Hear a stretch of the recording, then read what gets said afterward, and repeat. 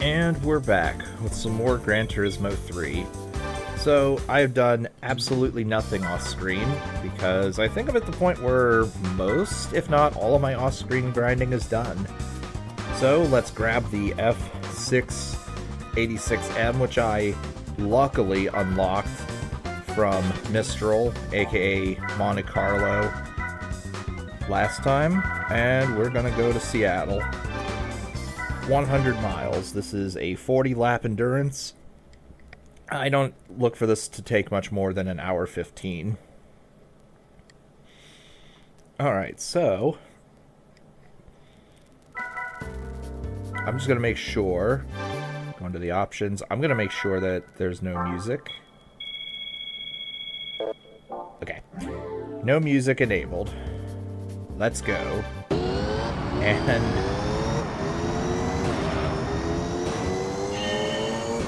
out of the way, Cobra.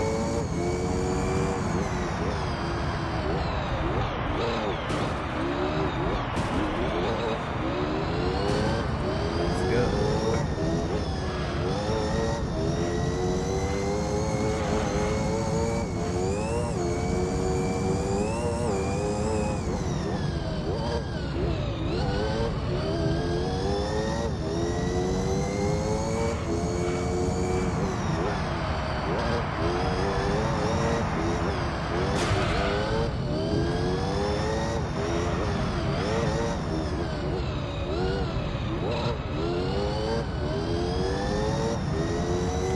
Part of me kind of thinks the Suzuki would have been better for this race.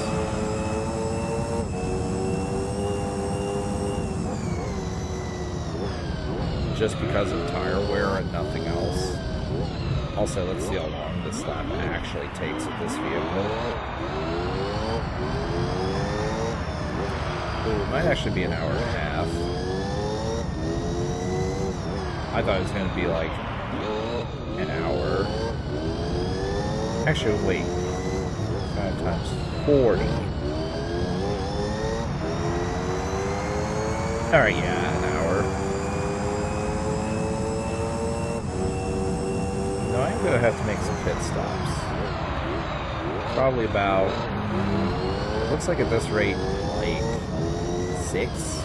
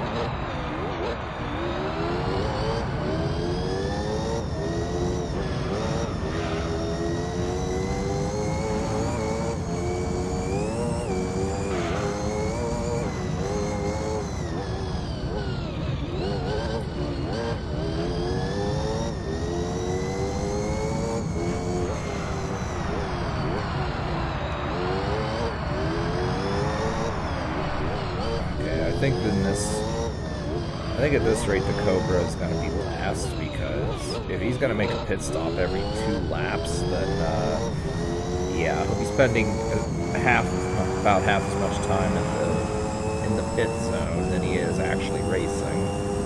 So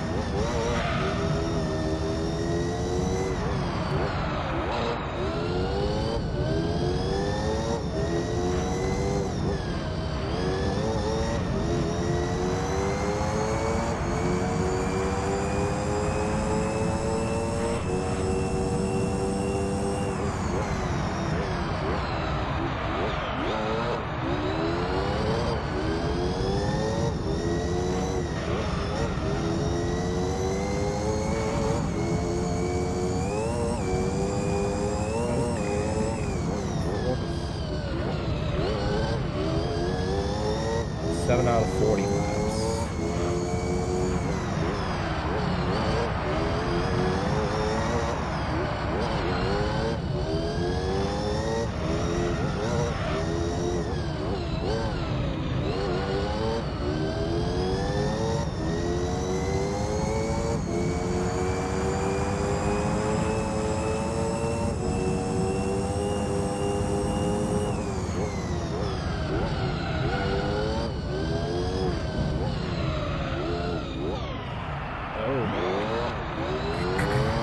Struggle. I am going to do one more. I'm going to try one more lap.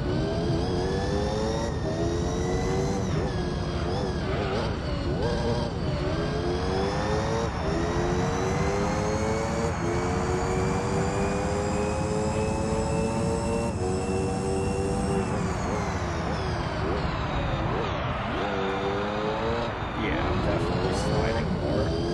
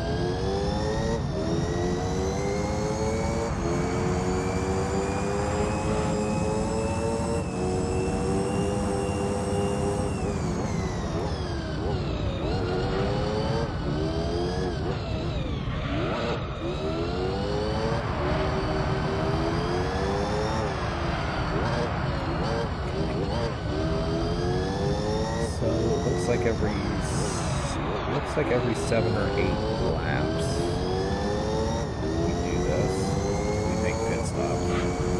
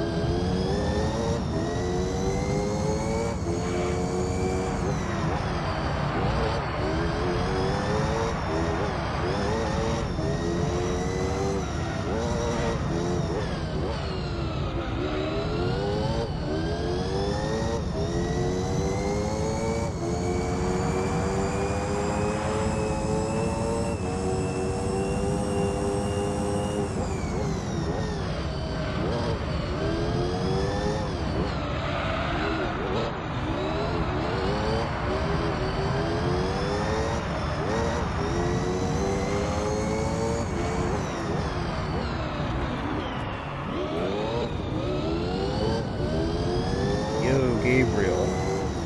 There you are. Good to see you here this morning. Needless to say, for you, as you can tell from the lap counter, you missed half of this race, but not much to note on this one. Laguna Seca will take much longer, obviously.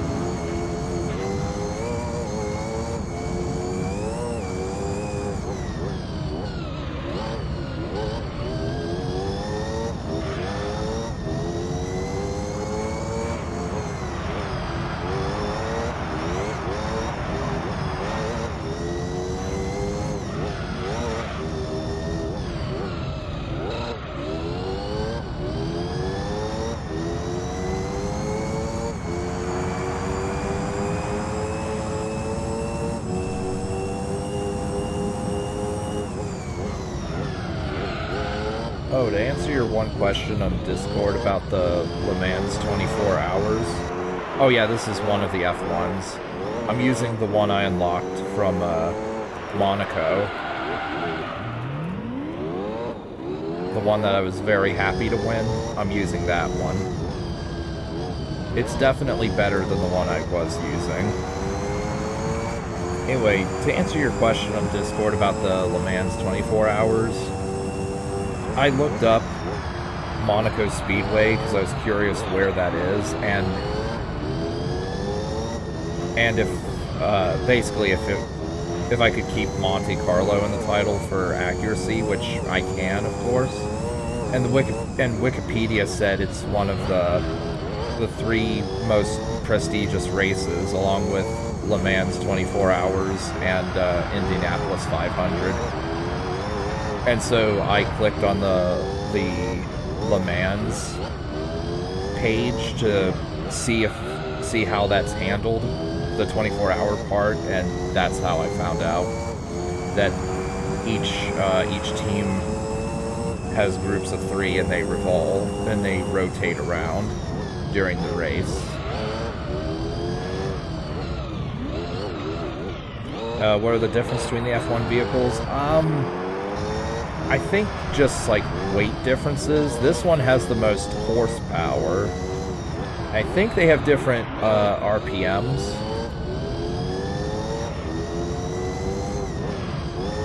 There's like not super duper noteworthy differences, but they are slightly different.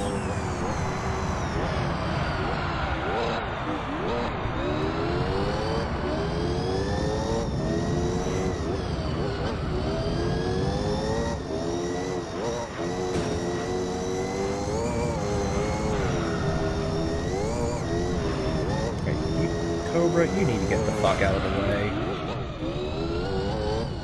A lot of pit stops. I think I can do this one in maybe 5. The Cobra takes a pit stop every 2 laps. So, yeah, he's in last place, and that's where he'll stay.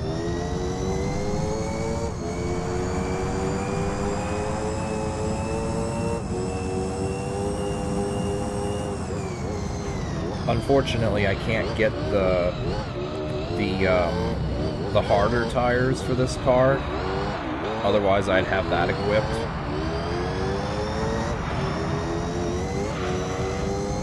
I can on the Suzuki, but not on this. Much stuff about the Schenzer run. Oh no, I forgot about that actually.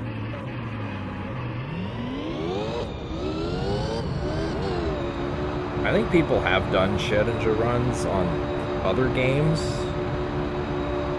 maybe for Emerald, but I don't think they did. I don't think anyone did for Heart Gold, Soul Silver.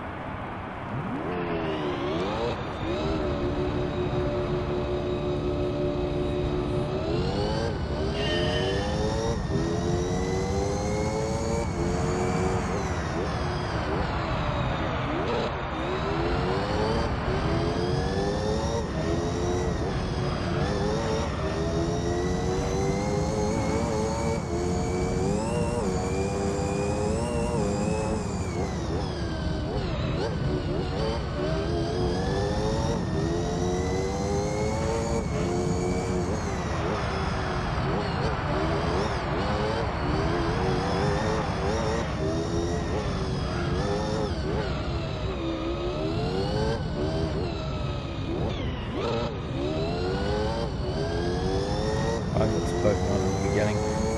No, but through the power of modding, I can.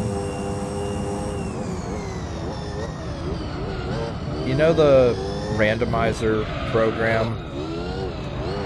You can outright change one of your starters to anything you want. So I could just make one of the starters Shedinja and call it a day, while leaving everything else the same. So if I were to ever do this run, that's how I would do it. But I'd probably, unless I could EV train right away, I probably could just play the game semi-normally and then capture Ditto, Nature Breed, and then EV train, because there's no way I'm going to be able to beat the game without it. For a standard playthrough, nature breeding and EV training is obviously complete overkill, but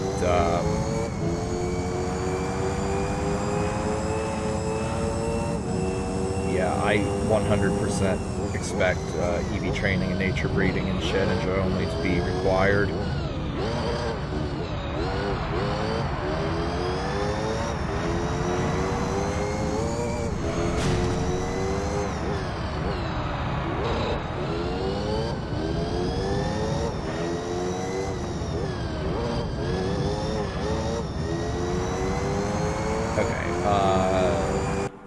Real quick, I need to go to the bathroom. I'll be right back.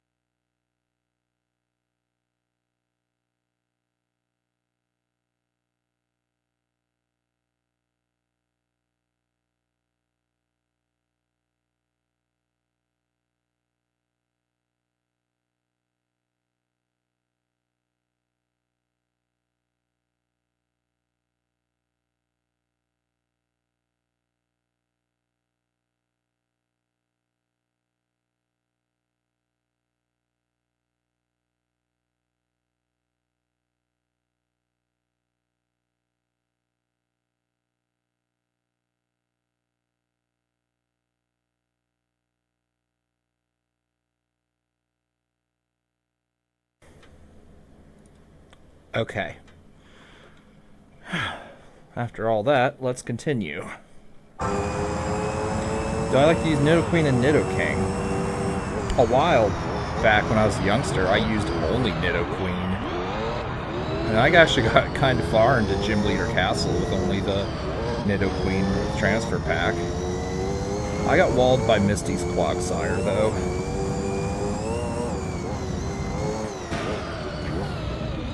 That's what happens when you only use one Pokemon.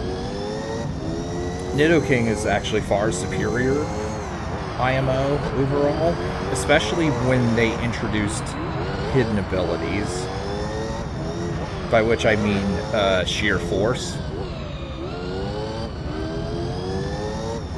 Because what sheer force does, it removes added status effects of moves, but increases their power by like 30%.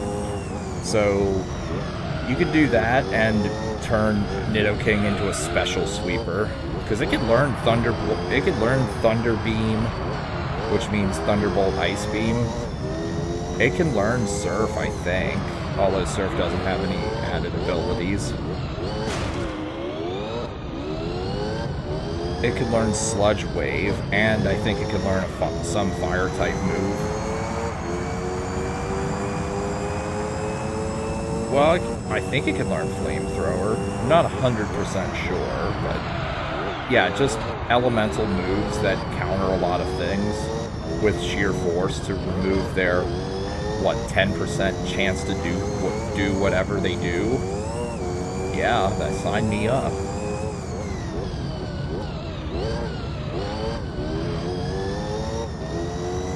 Oh, wait, Earth Power. I forgot Earth Power as well, if you want to go for that.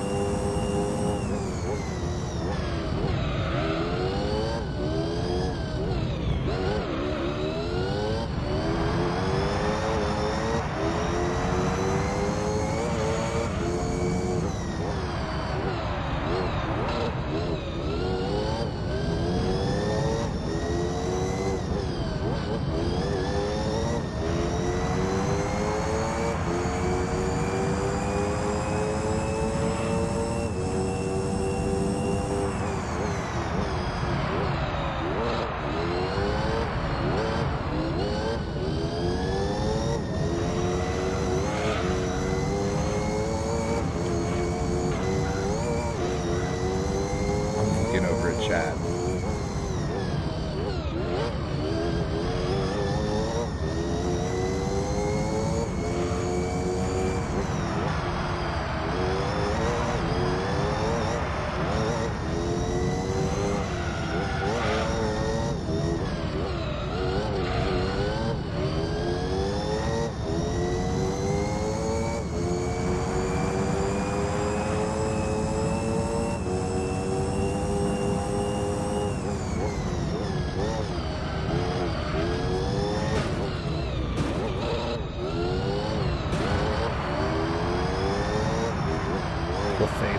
Is it good? I've used Clefable pre-Gen 6. It's okay. It's not an amazing thing, but it is definitely usable. And then Gen 6, it becomes incredible.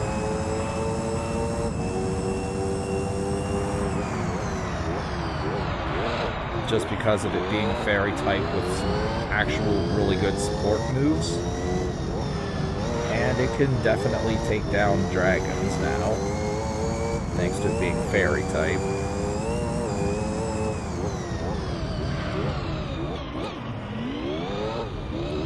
The same cannot be said for its counterpart Wigglytuff, however. Wigglytuff is a complete piece of garbage.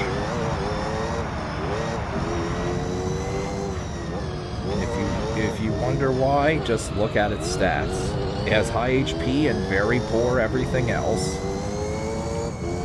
And I don't even think it has a decent move pool. Or if it does, the move pool is so...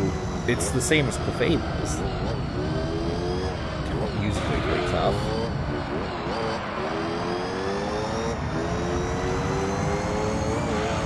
Not sure how good Clefable is these days, but... Thank you, Corvette.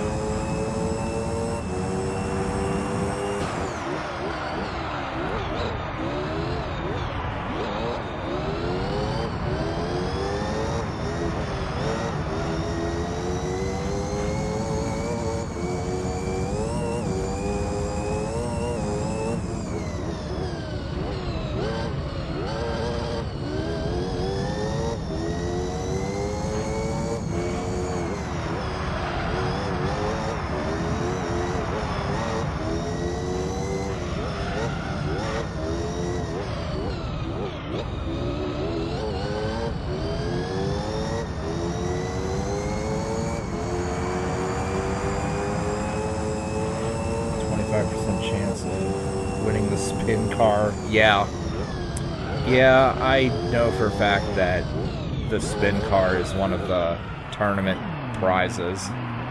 If I win that, I'm totally going to Côte d'Azur, and I'm gonna see if it spins out that frequently. Allegedly, the reason why cars spin out is because for those S license tests, they turn off traction control, apparently.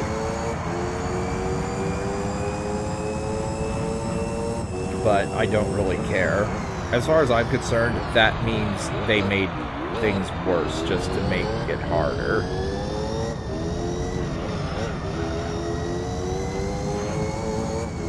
Not possible to see the car settings. Not in the test.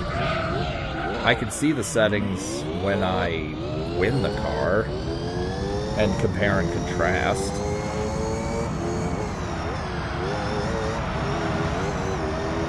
But for the races themselves, no, you can't see the settings. Although, I think the description does say traction control is turned off. But yeah, I have no idea how much of a difference it makes.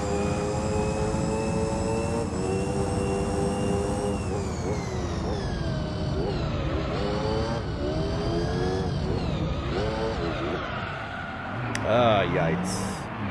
This is the downside of letting my tires get beat red like that. Now that's explainable easily. And it's definitely time to make a pit stop along with my buddy, the Cobra. Yeah. As I bump the Cobra in the pit stop lane. Shortest endurance of the game. I think it's the shortest as far as distance is concerned, but Super Speedway is much faster. Because Super Speedway is literally just the oval, and the Suzuki has so much speed that it just says, I don't care.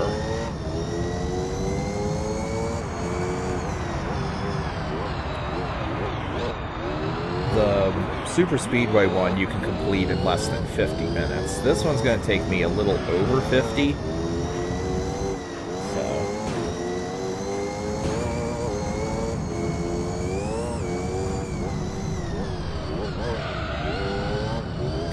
So I forget, how long did the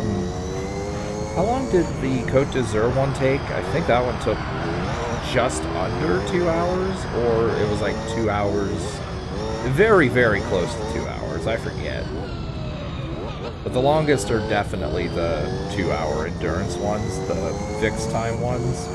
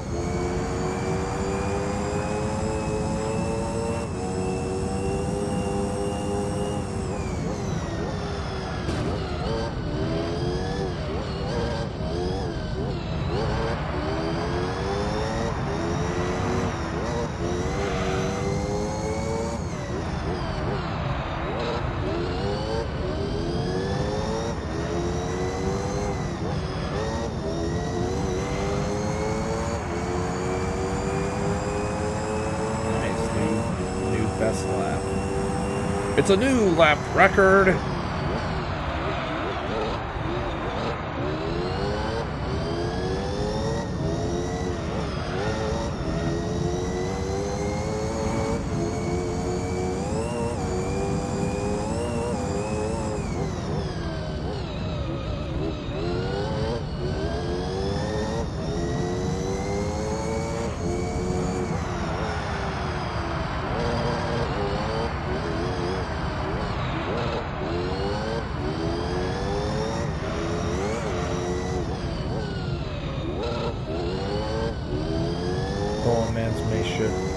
Man should have a lot of pits.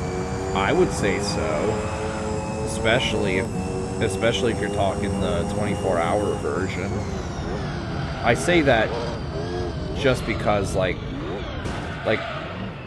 if it was in this game, because if it was in this game, yeah, absolutely, it would have a lot of pit stops. Especially given that the race course itself is just a very big race course. Several miles per lap. And that is an endurance thing in Forza Motorsport 3. Not sure about the other Gran Turismos, but it definitely is an endurance. But there definitely is an endurance race for that in Forza 3.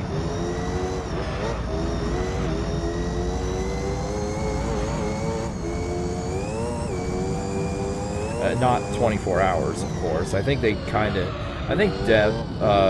publishers kind of did away with that after Gran Turismo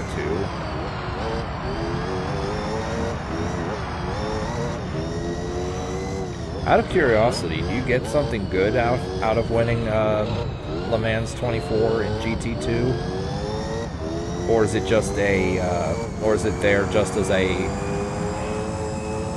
final boss type of race?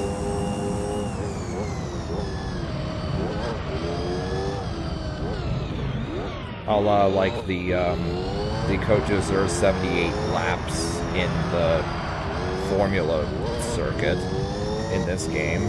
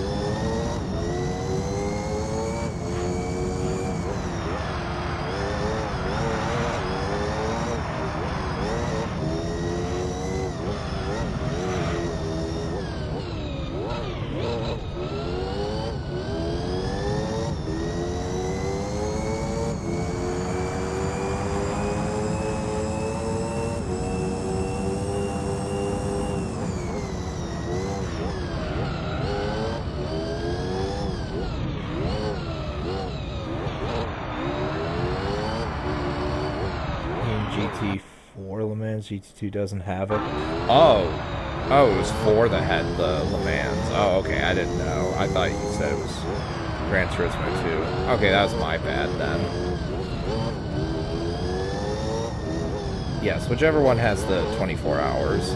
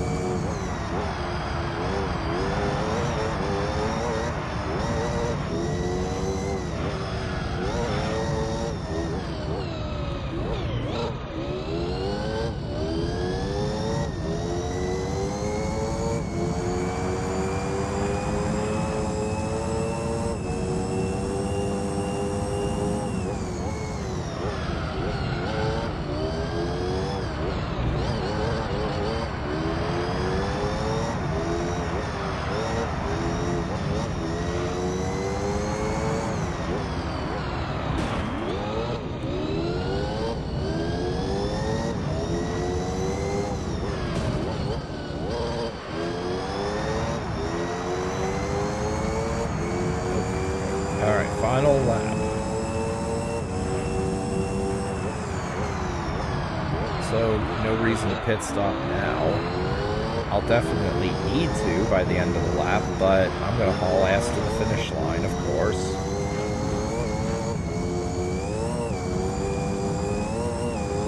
Laguna Seca has 90 laps, so there's a very good chance that'll take 2 hours.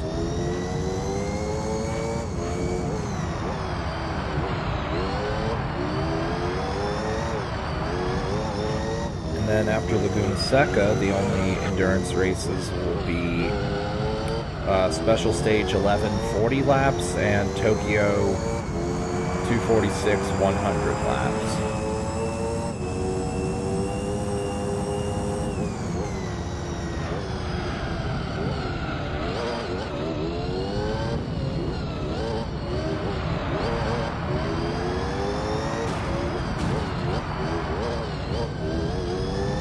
Alright, Cobra, you gotta make one more pit stop. I kinda hope you do.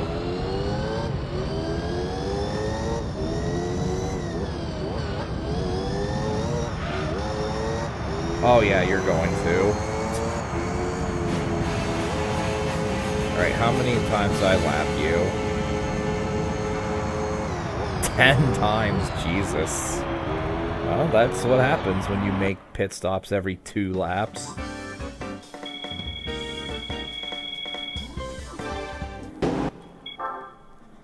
And to think the Cobra actually started in first place when the race began.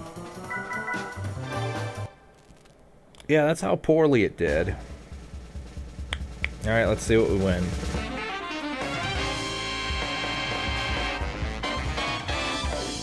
Oh, is that a Jaguar Z XJ? Because if it is, that's worthless to me.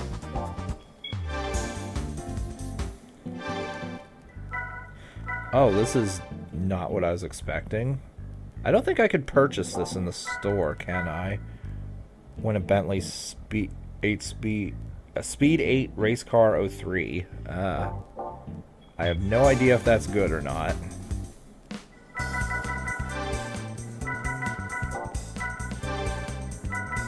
Alright.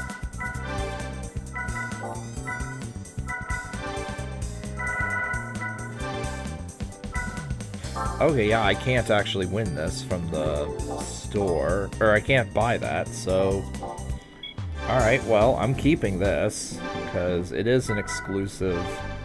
It's a tournament / endurance race exclusive.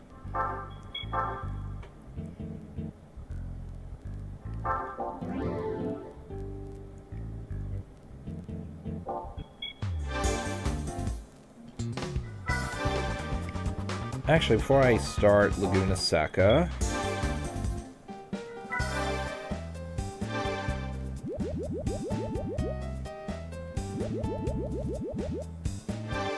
an Audi R8 race car 01 on the 2 Le Mans 24-hour races. Wait, there's 2 separate ones?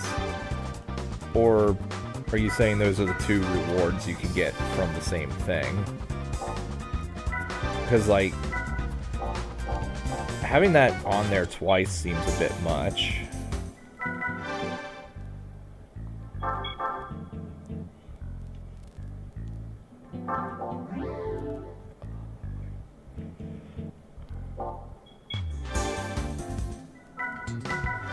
Alright, it's time to do Laguna Seca. So it's 200 miles. I think it's 90 laps.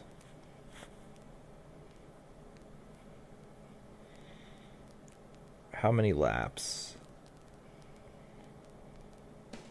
90, yeah. Can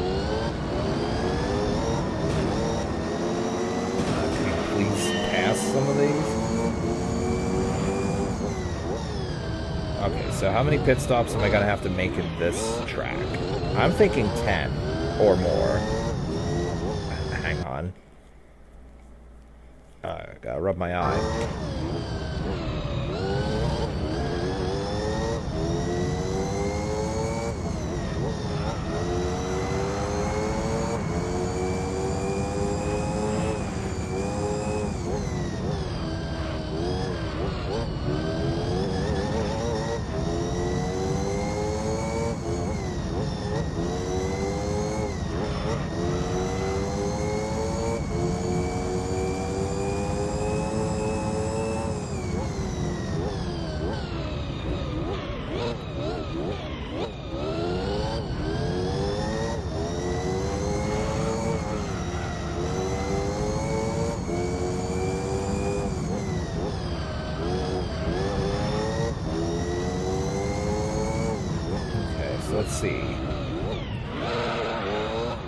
90.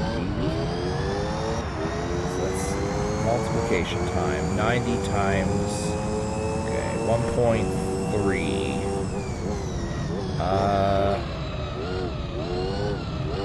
90 times 1.3. Let's say that's 2 hours.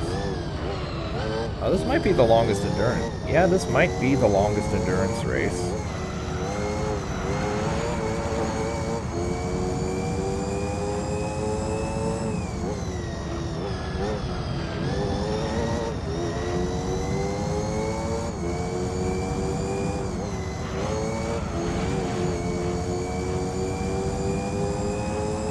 The other, you only remember doing a couple in GT4. The others are too long. Well, I assume longer than this. I remember the longest in Forza Motorsport 2 was like an hour and a half to 2 hours.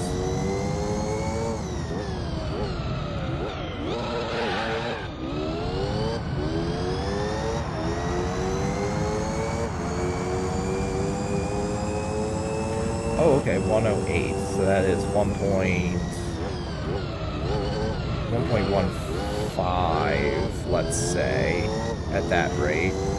So 1.15 times 90. Okay, this might actually be under 2 hours. We'll see.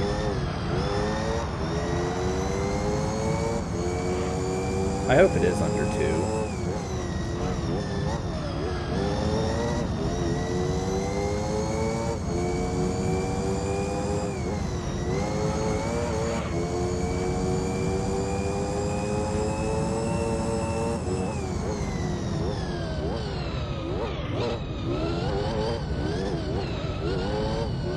Forza or is exclusive, right?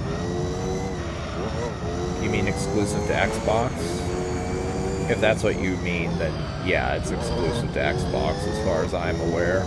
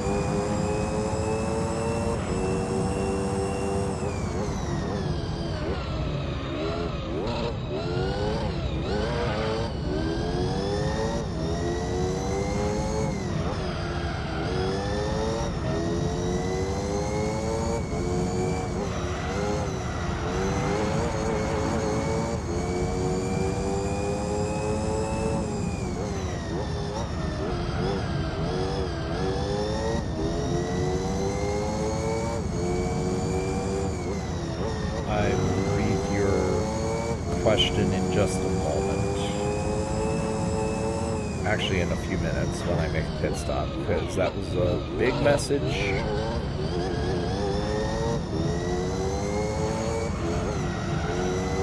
And I definitely gotta focus on this.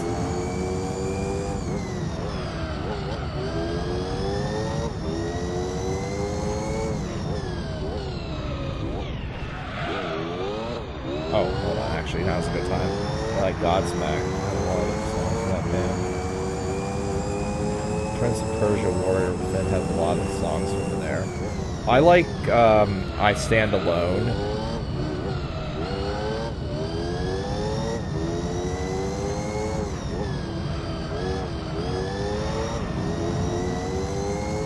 And I only know a couple of their songs from being on WWE programming. I know that WWE used a couple of their songs for pay-per-views back in the day.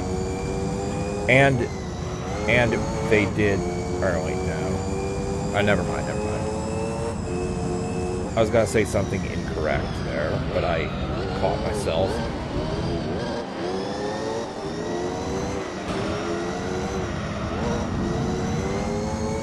For a moment I thought for some reason that they did Batista's theme, but that's not true. It was Saliva that did that song.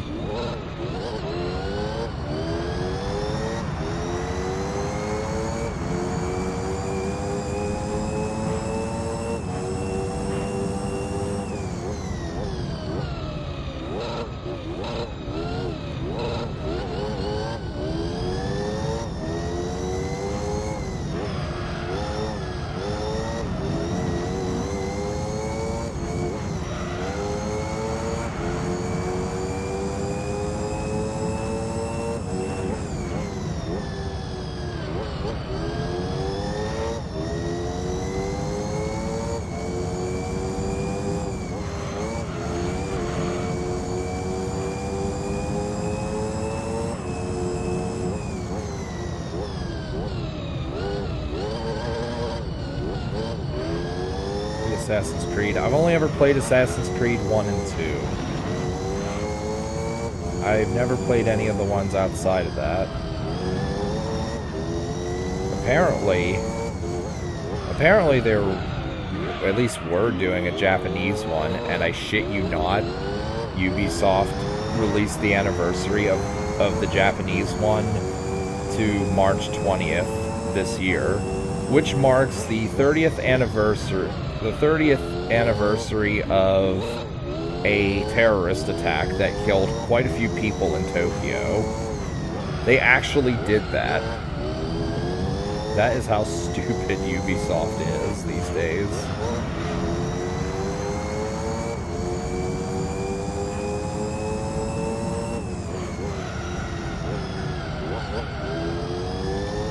Maybe Ubisoft could have thought, maybe we should wait a month or two afterwards. Maybe, finish the game before releasing it. Apparently Ubisoft is horrible for releasing untested garbage these days. I wouldn't know. I don't play modern stuff usually, but apparently Ubisoft is horrible for it. And they're big on DRM, which is basically you own nothing and will like it.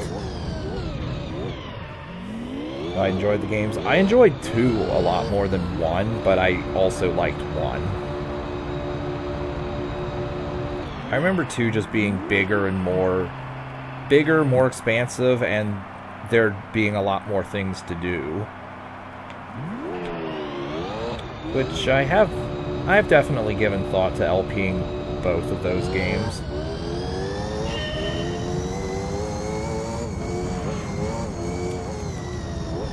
Break. Oh my god. Okay. Either I spun out and made a mistake, or that road has a different type of terrain than the racetrack. Either way.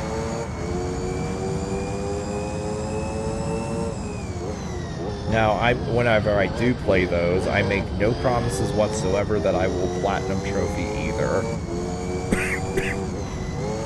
Because I feel platinum trophying those games requires a guide.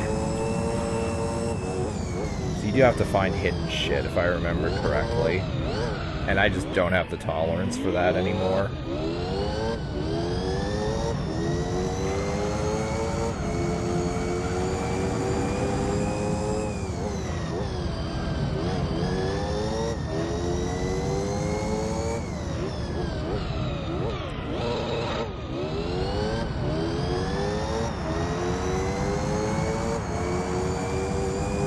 So 11 times, we'll say 11 times 10. Okay, actually this will This will not be as long as the 2-hour races, but it will still be long.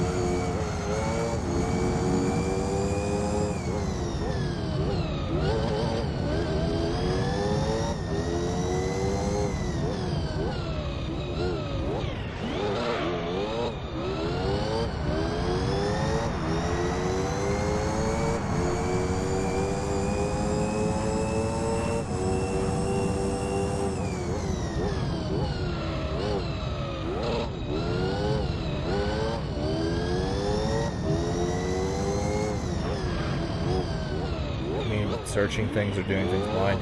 I mean about searching for things. I'm not doing that shit blind. If I do it at all, I'm just going to look at a guide and do it off screen. Because it would just literally devolve into me going, alright, I'm going to look at the guide. Okay, so I looked at the guide and the next thing is here. Fuck that. Fuck that.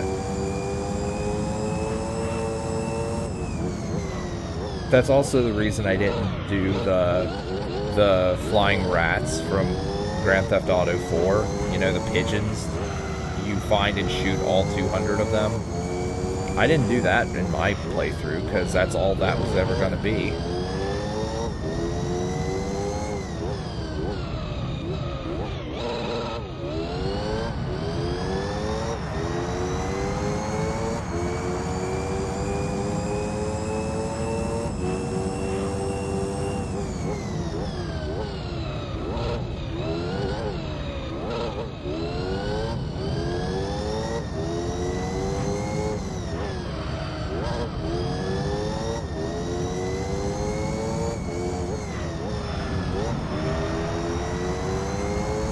Nothing by doing it.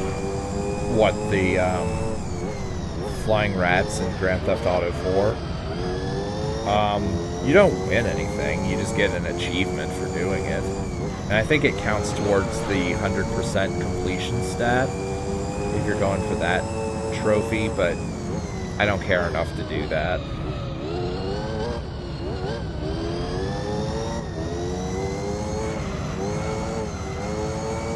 I forget what all 100% entails in GT4, or GTA 4, excuse me. I want to say the stunt jumps might also count for that, but I'm not entirely sure myself.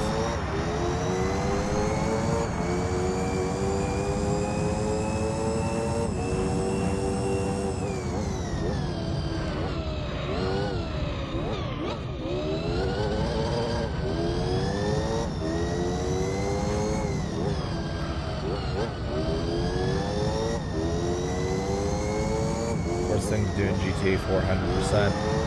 Without a guide, probably find all of those pigeons.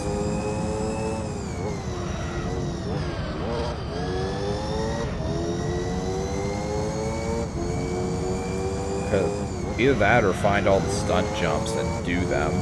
Because you need to be... With some of those, you need to be in a fast car already. Oh my god.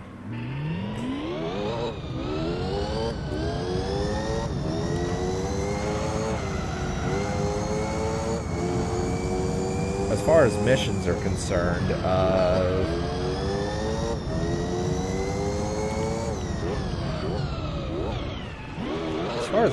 concerned, probably the one where you go into the apartment complex and you have to kill that one dude. Either that or the very last mission, because it is pretty long and there is quite a margin for error. Or there's quite a bit of room to fuck up, and if you fuck up, I should say there's not much room to fuck up. And if you do, then you start over at the beginning. Police missions are required.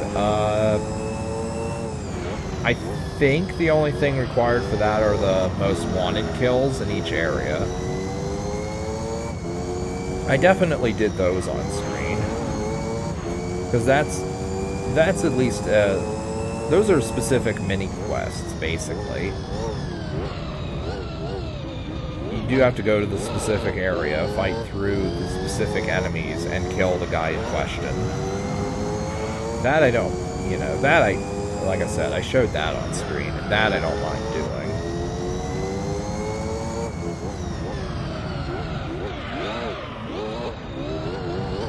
I have no idea how long a 100% speedrun would take, but I know San Andreas was pretty long. Was. I don't know how long it is now.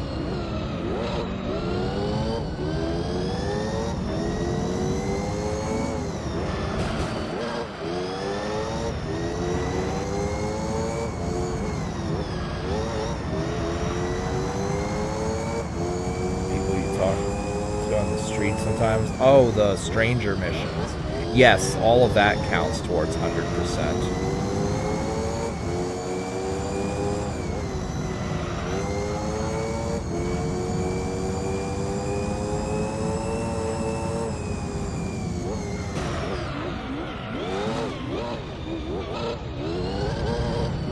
Speaking of which, there is that one mission where you have to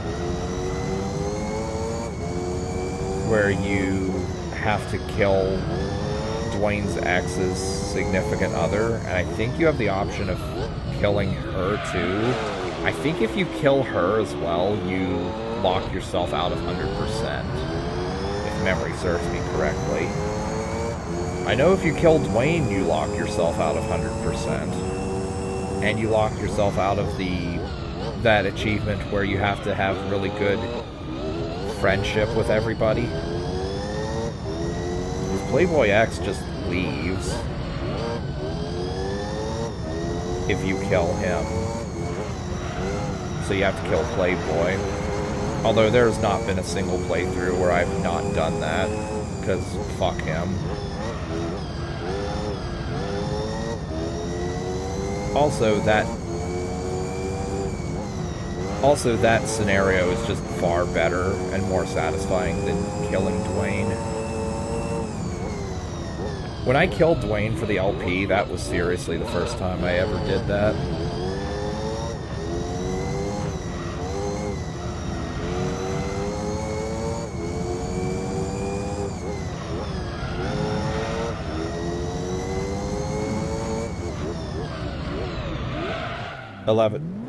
Oh my god, come on, car, please. 11 hours speedrun, San Andreas. Okay. I know it was like 20 to 24 hours at one point.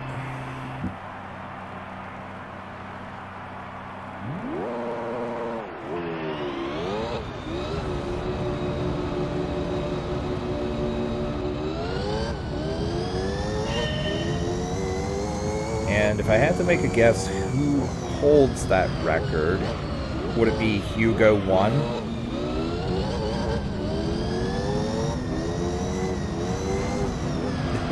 Yeah, you kind of have to memorize the Grand Theft Auto 100% in order to be able to speedrun it.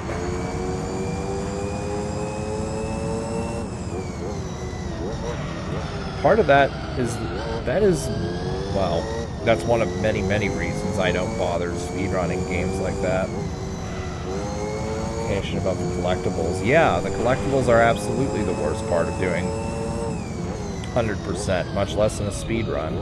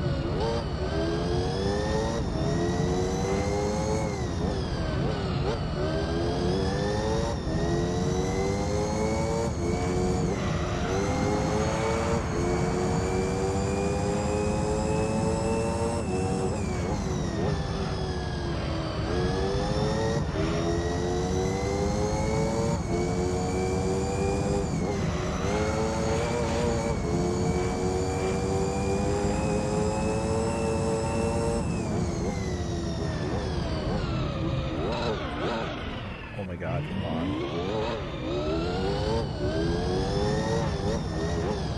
Yoshi's Story cartridge is expensive.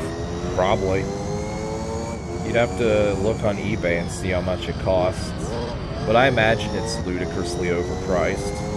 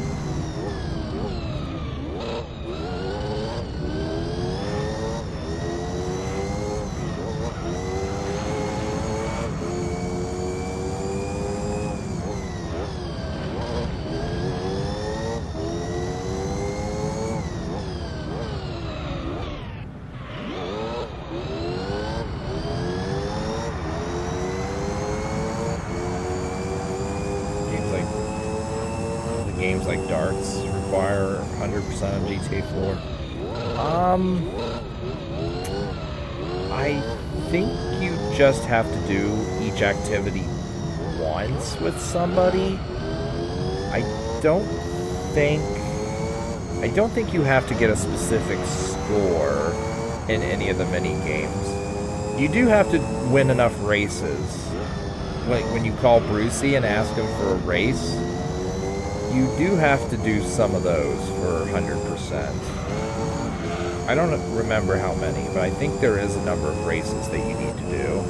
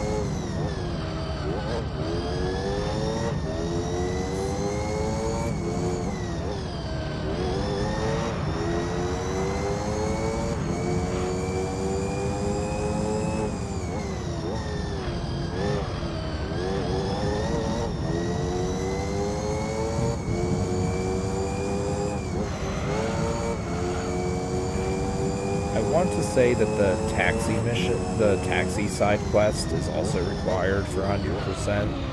The one where you call Roman and say, hey, is there any work that for me to do? And then you drive people to their destination. I'm pretty sure that's required. The assassins missions are required. The one where you access the third island. I forget what it's called. Actually, it's the final island. You pick up the phone and whoever's on the other end asks you to kill someone. Those are definitely required. Are there any other side quest missions aside from the stranger missions? Or is that it? I think it might actually be it. But yeah, those are all required for sure.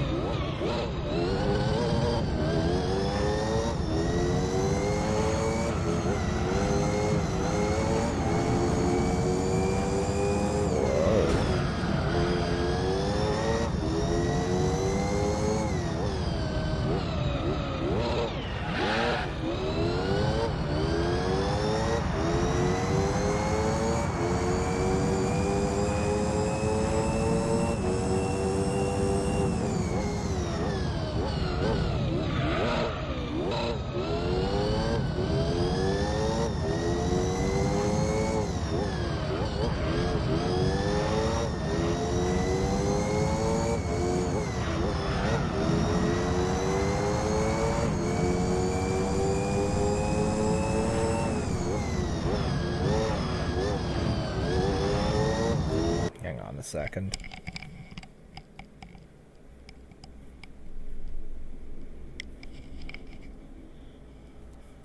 Okay.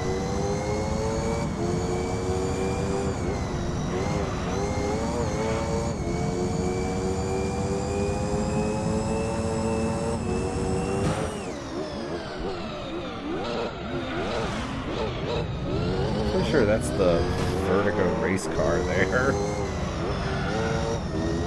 I didn't actually pay attention to what vehicles I'm up against, nor do I care, because this bad boy is gonna conquer them all.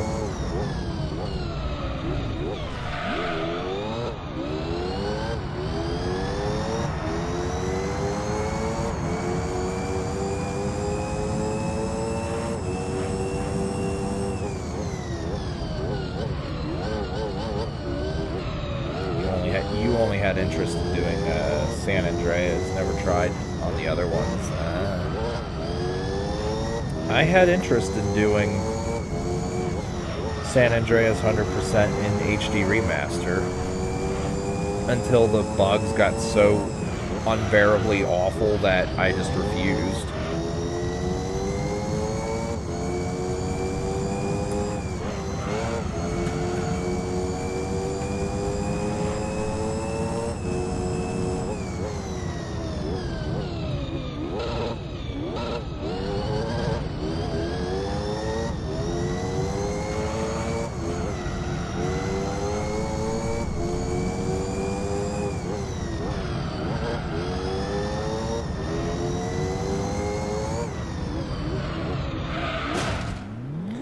I think I might actually want to go into the pit stop area slower than this, because that's the second time that that's happened.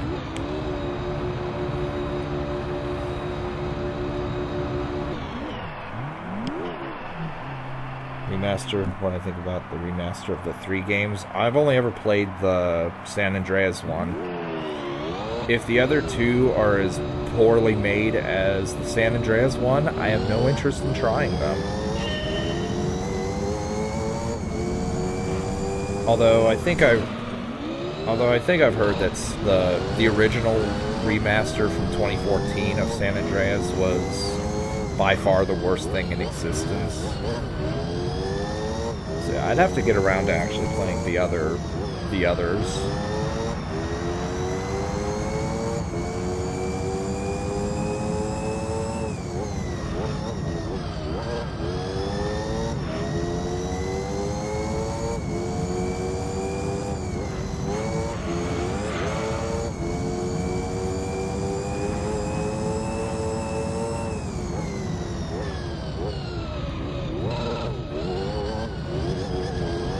I still love that Rockstar just got the company that made the mobile port of San Andreas to make the console port for HD remaster, and just did not even give a fuck to test if it even worked. And of course, at the time, there was some guy on the forum blowing them and defending them and saying, "Oh, just give them time, they'll fix it." That comment was written in 2014. I read that forum and read that idiot's comment, the fanboy's comment, in 2018, and literally none of the problems were fixed.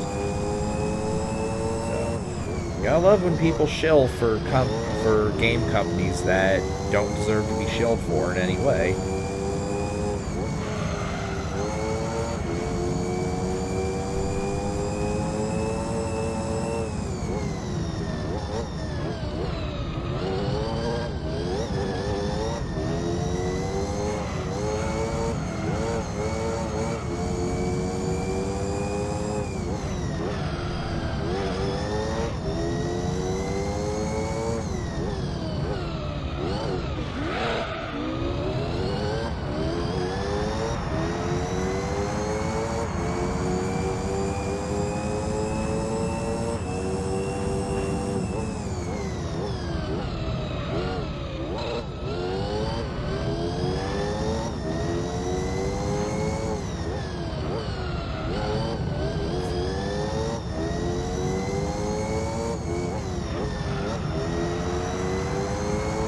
Recovery Maker PS4 and PC. I have the San Andreas one on Xbox 360, actually.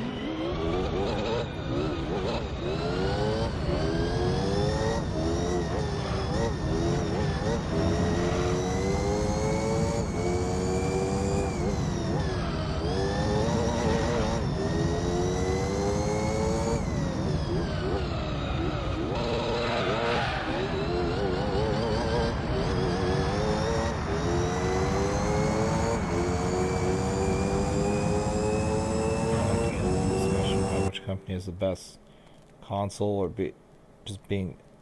or about just being a fan of one of those companies. I don't mind talking about that at all. Like, all three of them are varying degrees of bad. I think Sony's the least bad, but they are not saints by any means. Although people going out of their way to simp for them is absolutely pathetic. There are people that think the others are shit. The console war people. I just don't see the point in having a my things are better than yours mentality. The console / PC master race people. Yeah. I don't talk about that too much, because what's the point?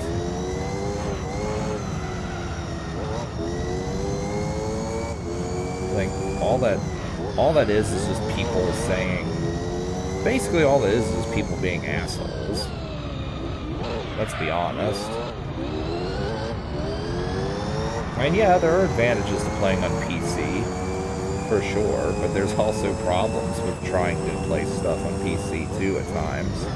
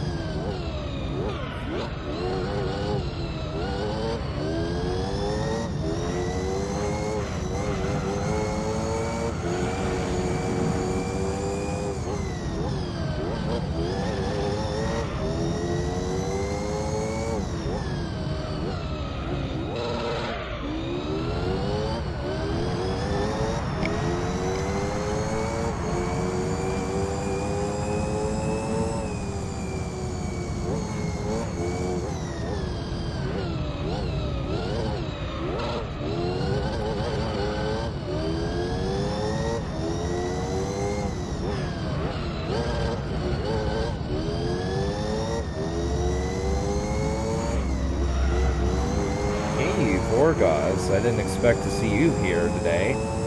Good to see you. Out of these remaining 2 endurances, only 2 are left. Yep, only two of them are left. Just special stage Route 11 and Tokyo. I expect those to take a combined time of around 3.5 hours, give or take, something like that. Did you find out what I'm supposed to do in TFK by chance? I haven't been on Discord over the past couple hours, so if you sent me something, I missed it.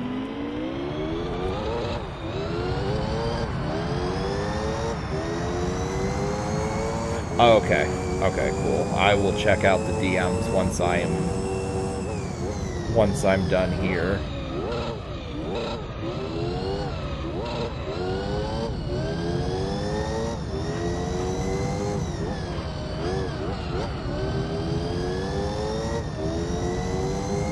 And it's a puzzle, so you didn't just give the solution just in case. Okay.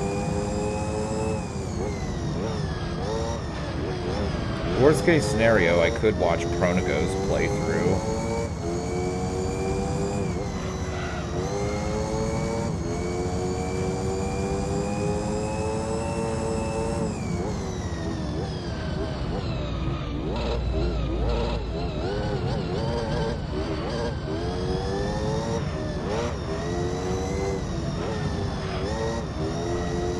And out of curiosity, was the audio okay? Apart from when I turned down the volume of the game to repeat what I said at one point, and aside from when I lost my shit at Graka's dialogue.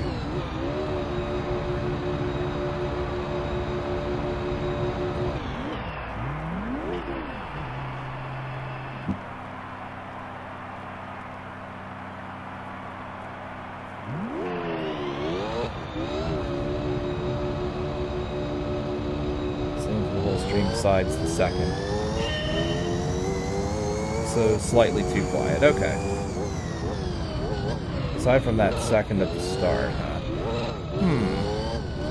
Alright, I'm kind of tempted to change one last thing then.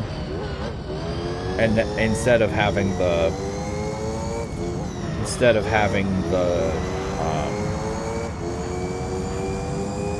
game audio go the game audio feed from the speakers directly into my microphone. I'm thinking of just doing desktop audio, actually listening to the game via my headphones and doing that, and recording desktop audio basically, along with the microphone, of course. That might be the perfect solution for PC from now on, excuse me.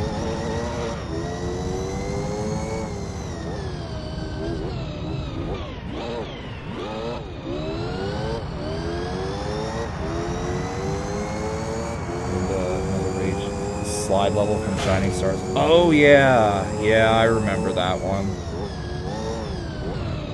For the record, I never did that before. As far as I'm aware, I don't think I did that before now. I just had everything feed directly through the microphone. Whack as fuck. Are you recording the game from your speakers? Yeah.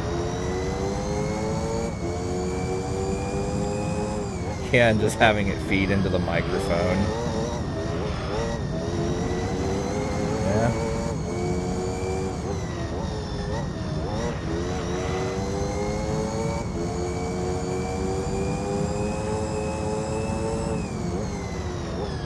Well, I should, but, well, at least I'll be doing it that way from now on, i.e. desktop audio.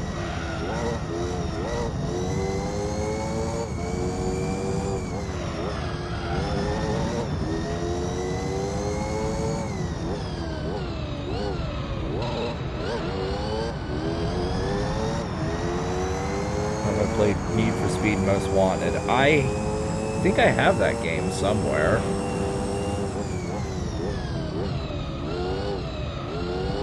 Actually, I'm 95% sure I have that on PS2 in my library, over to my right.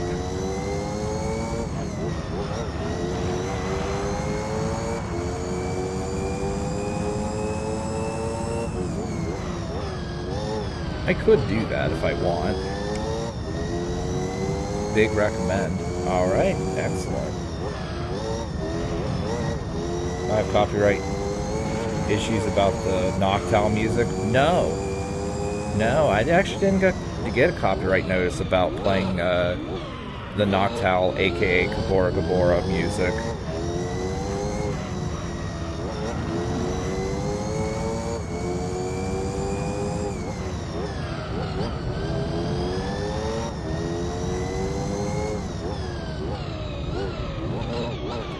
It only seems like Mario 64 has the Mario 64 soundtrack has this issue.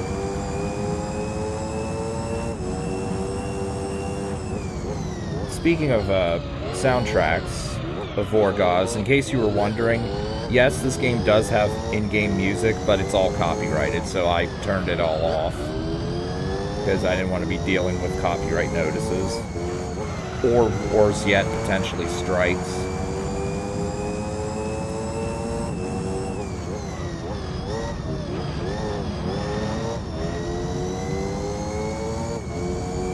The only one you've ever played is one. Oh, that was way back. Like 97, I want to say.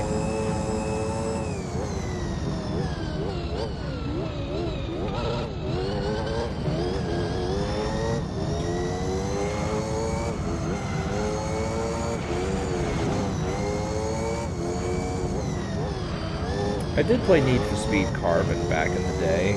I don't think I own that game anymore. Or if I do, I don't know where it is. I definitely played through that. That one was actually really good fun.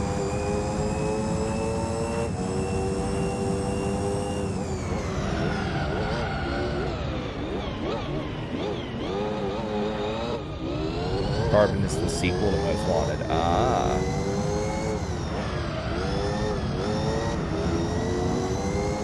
Wow, what does a channel have to do to get a strike without having the right to back up? Channel that you really like lost the channel in that way? Oh. You could try it. I wouldn't know. You could try appealing or doing all that other bullshit, but it probably won't work. Because YouTube does not like to ever admit that they're wrong or give anyone rights to anything. Normally when they take down the channel, they just say, yeah, fuck you, you deserved it, get the fuck out.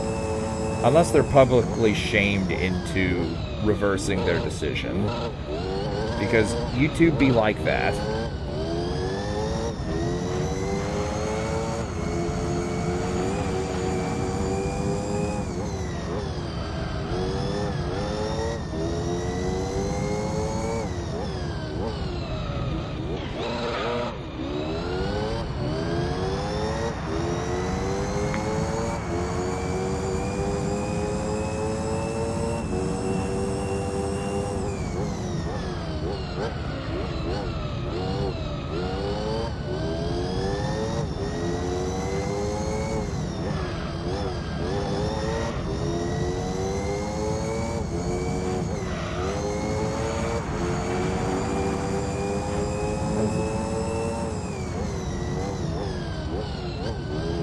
Channel disappeared with all the links on Google too.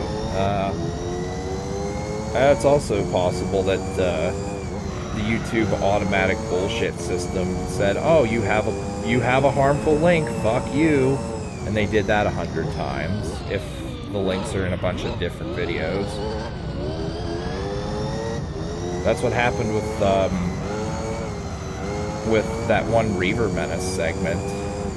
I got a fucking community guideline warning because God forbid I post the download link so people can play the campaign. Also, traffic jam here. Hello.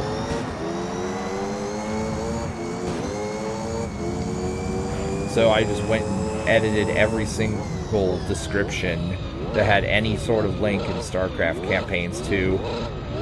This The link to the fan campaign listing and campaign download would be here, but YouTube are fucking morons. Or something like that. Next they'll get me for hate speech because I'm talking against them.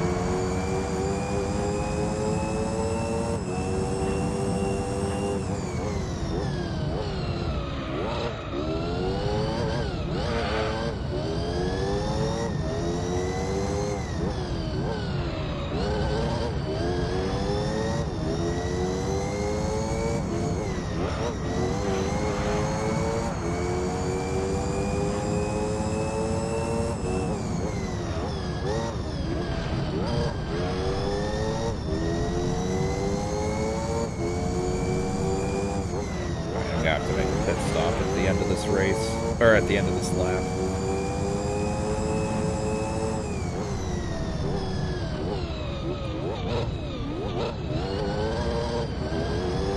Someone deletes or disappears from YouTube's channel, not...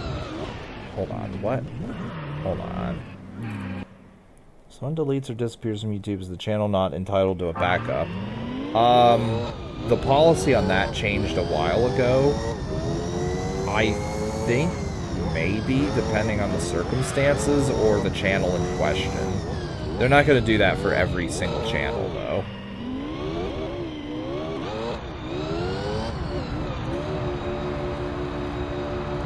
Like, they would definitely make exceptions for, like, big YouTubers.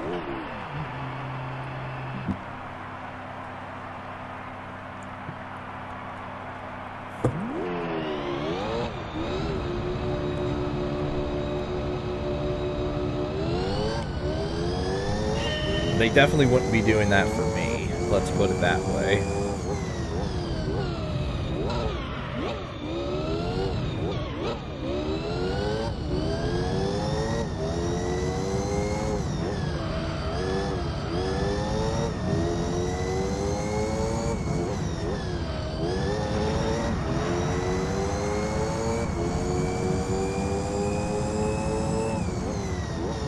Oh, and I'll also mention that Spyro 3 will start next week. I'm kind of leaning towards Monday myself. But if a different day of the week works better for either of you, let me know.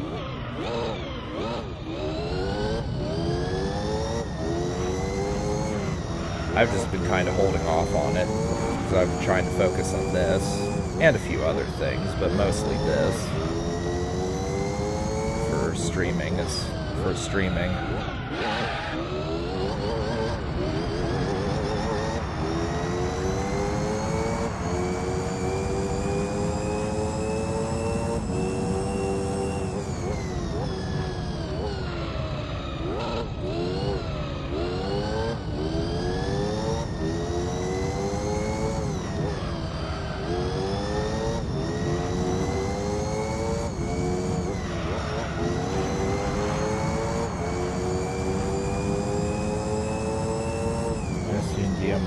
N64 cartridges about the original being very expensive. Yeah, I kind of remember that.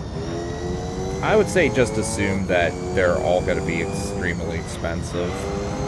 Unless they're reproduction cartridges. Then in which case they might still be like $50.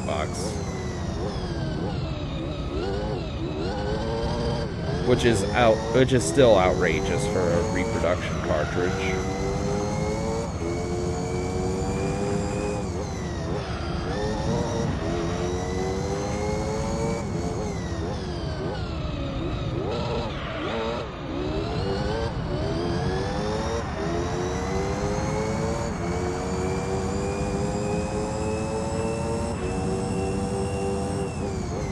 are the cartridges? Oh, what, the reproduction ones? Oh, I don't know, but I just know reproduction cartridges are definitely a thing, and people do sell them on eBay. I don't know if they try... Well, they probably... Some of them probably do try passing it off as the legit thing to try and scam people.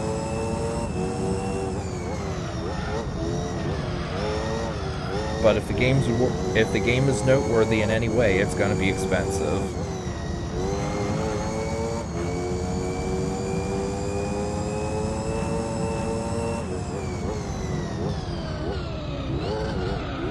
Oh my god, this car.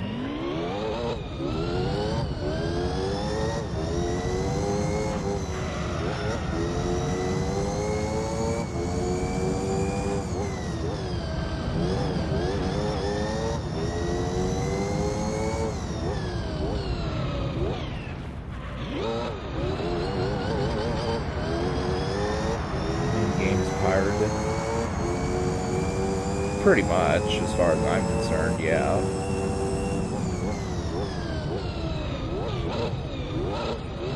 Like, most people do not care about that. They just want to be able to play the game. Preferably on an N64. Like, if the sellers of the reproduction cartridges just say, this is a reproduction cartridge, people aren't going to care as long as it works the same as it would, as a real copy would. I wouldn't. I would rather pay a lot less for a reproduction cartridge if it works properly.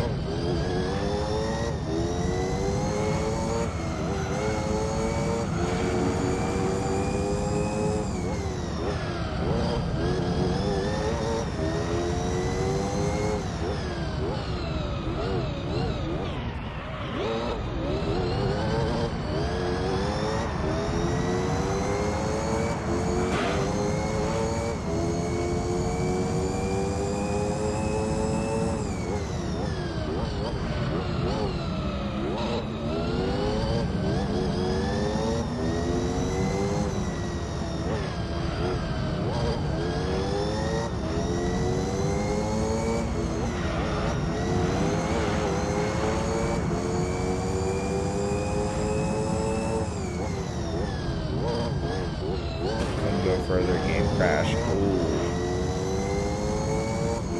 Oh, rip. I have a couple fake cartridges of Heart Gold Soul Silver as well. The game crashes when I go to the game corner and try to play Voltorb Flip.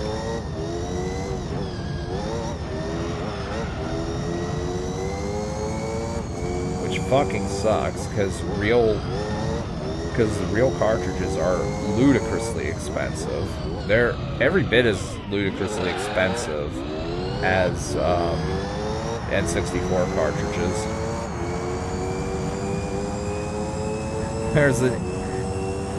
I know it's not Heart Gold Soul Silver, but there's an infamous picture of Pokemon Emerald on sale, probably from eBay or something, at like $2,000.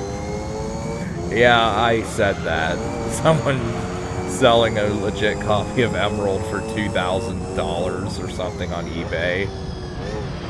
Or Amazon, whatever, whichever.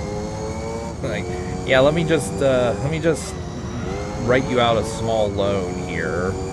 Let me sell my car for this game.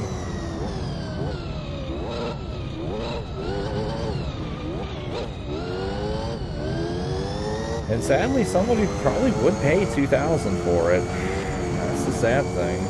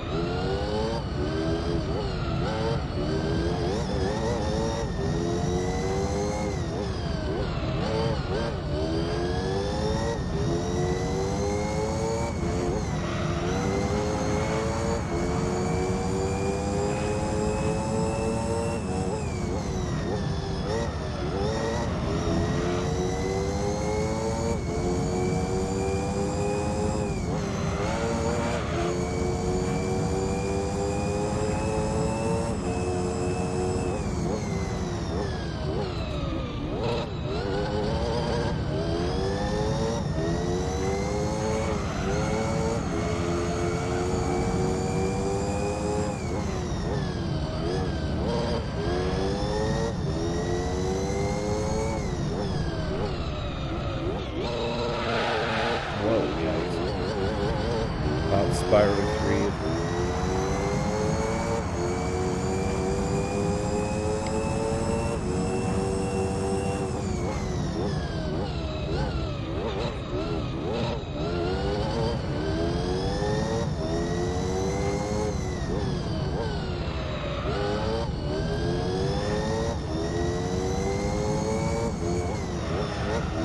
I don't care which day I do what stream, but I do want to have the most people here interacting, of course.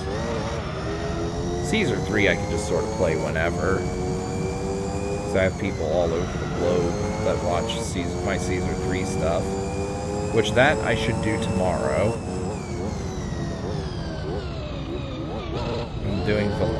I'm doing Valencia, the highway map.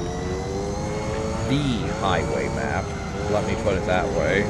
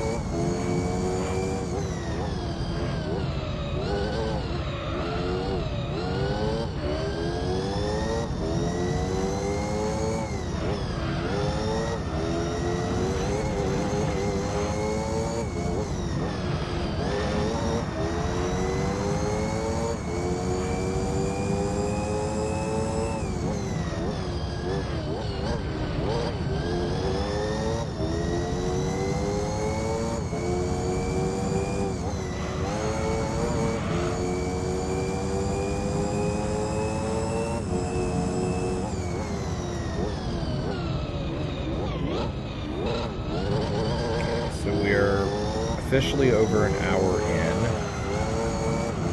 Still have 40 laps to go, so yeah, we're looking at around 110 minutes in total.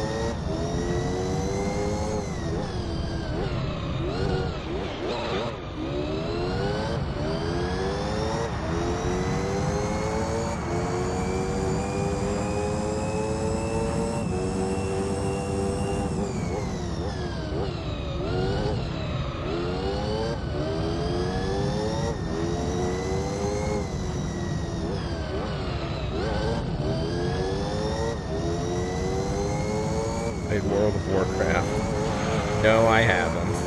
I'm one of the few that's played Blizzard titles, but never World of Warcraft. Partly because I haven't had internet. Well, I had not had internet when it came out for the longest time. I had fucking dial-up. Like, I could play an MMO on dial-up. Also, yikes. Oh, you're playing. Also, I just got launched into the sky. Conveniently, Vorgoz, you're playing World of Warcraft now. That's a hell of a coincidence.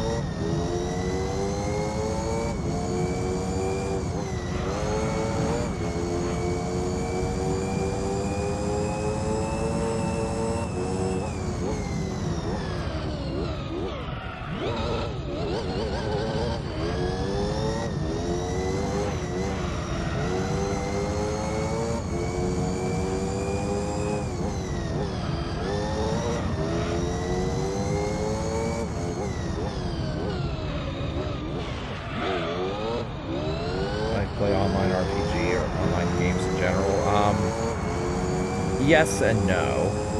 Depends on the game. I kind of like it sometimes, but overall I play mostly single player. Some exceptions, of course, like StarCraft 2's co-op mode. I do enjoy that. When I first played D2 online back in 2009, yeah, that's how long it was, roughly, since I got good internet at any of the houses I've ever lived in. So I live out in the middle of fucking nowhere. Anyway, I basically became the South Park Warcraft nerd, literally playing it for 16 hours a day online. The bots were not nearly as commonplace and insufferable. Nowadays, if you try playing D2 online, it's just garbage. It's just bots. But yeah, I mostly play single player overall.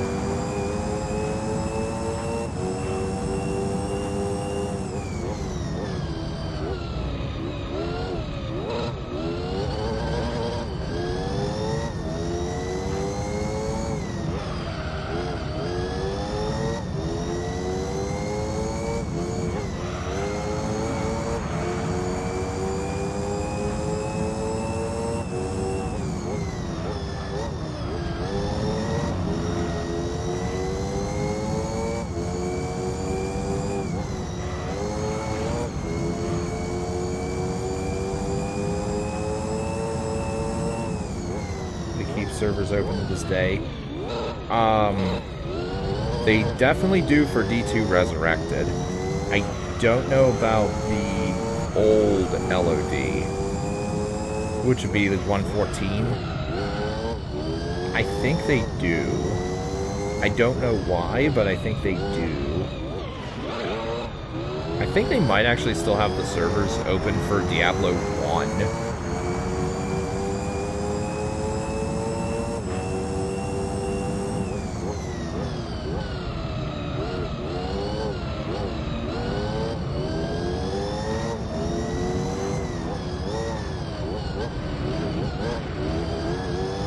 Regardless, anyway, I would not be playing D1 online because, for all that one might want to say about Diablo 1, I feel that game has aged really badly. I didn't grow up with it. I did play it, and it's freeware these days, but it's aged really badly, IMO. As for the old D2 versions, I would absolutely say buy Resurrected, because Resurrected does have some decent quality of life changes, and they actually have updated the game. They've done some bug fixes, so it's definitely worth playing D2R these days. I thought of starting live streaming that. Do people still play online?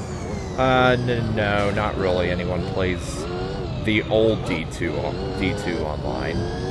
D2 Resurrected might have some people online, but I imagine not nearly as many. Not nearly as many as in the heyday of D2.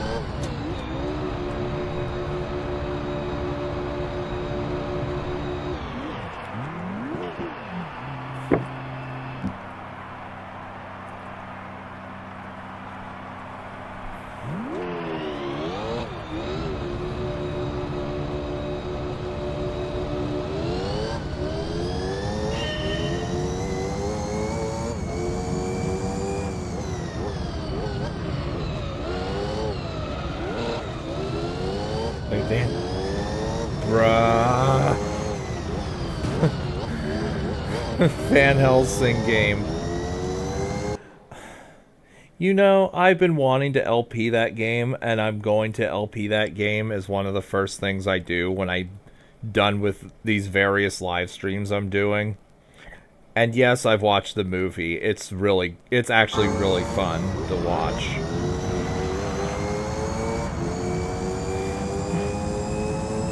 I cannot believe you somehow knew.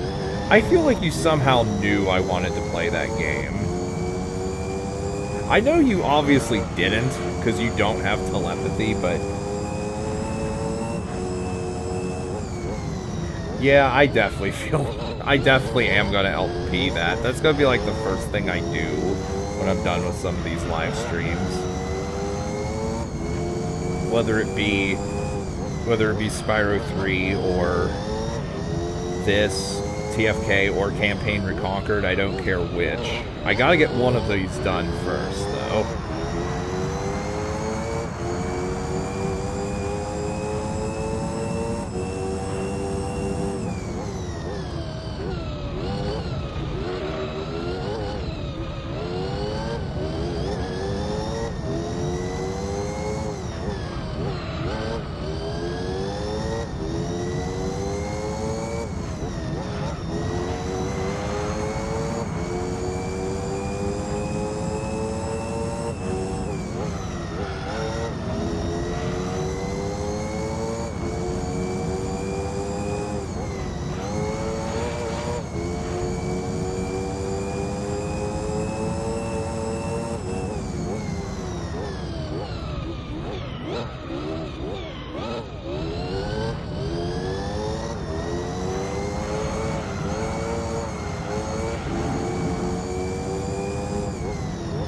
Good. I remember the game being great as a youngster when I played it when I was like 12. Monotonous, but very good fun.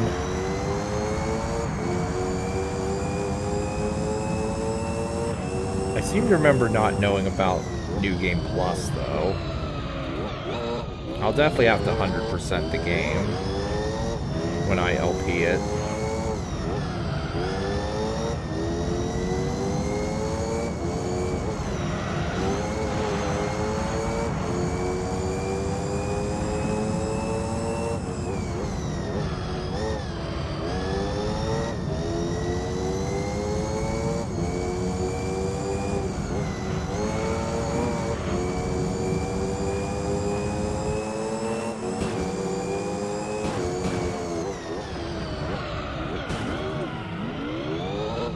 Speaking of movies that I've been trying to get my wife and our significant other to watch, I've been wanting for a while to get us all to watch Full Metal Jacket together, the 1987 war movie directed by Stanley Kubrick.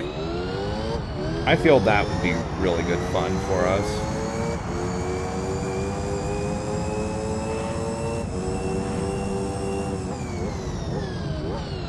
I played Okami. I don't even know what that is offhand. Not gonna lie.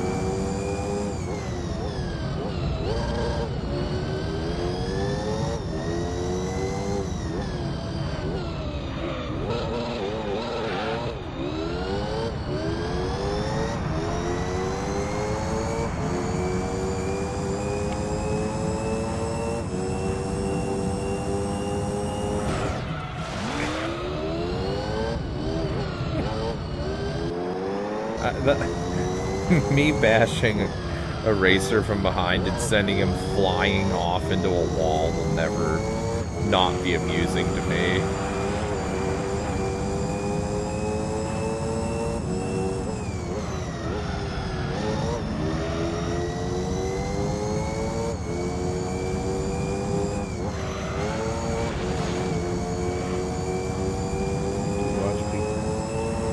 Do I like to watch a lot of comedies? Not particularly. I'm more of the... If I'm going to watch comedies, I'll watch series or HBO shows, by which I mean mostly George Carlin.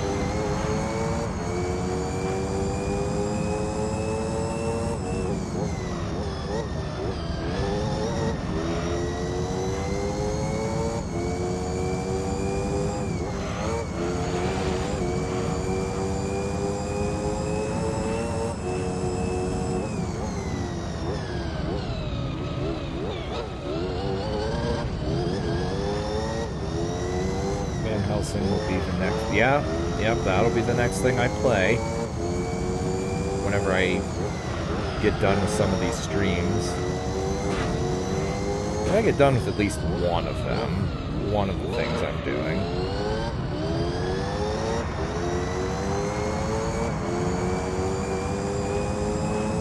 And once I get done with significantly more of these stream series, I'll go back to my old upload on Monday, Wednesday, Friday schedule, and then stream on Tuesday, Thursday if I feel like it.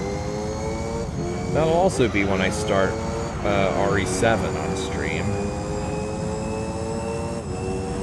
I want absolutely no spoilers, but some tips and tricks for miscellaneous things I'm having trouble with would be appreciated, if you have any.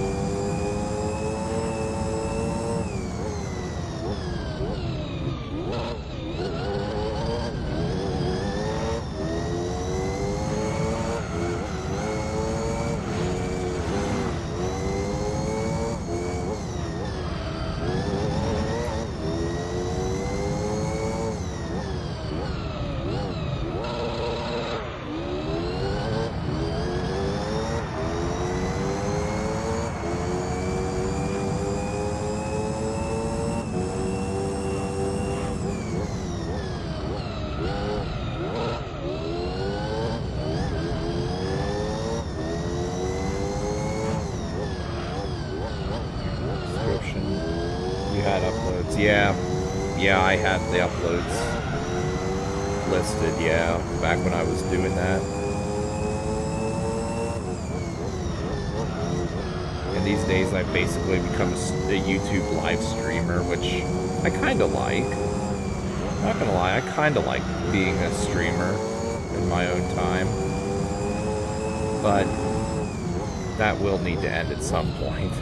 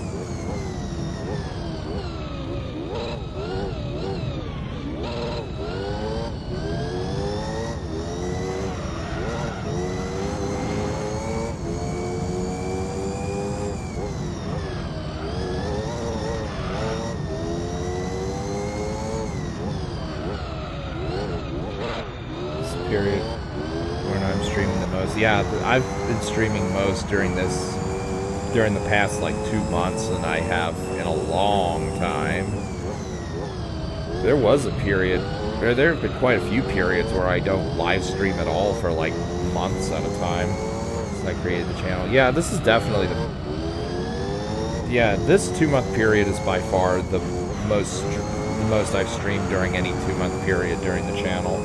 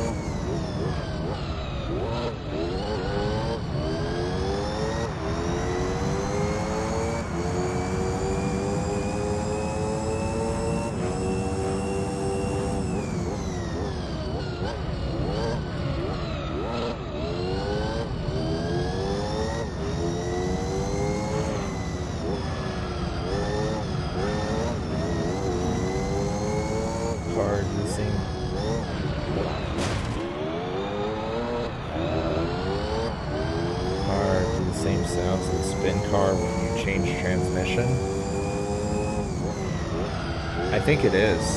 Or when you change gear, you mean. I think so.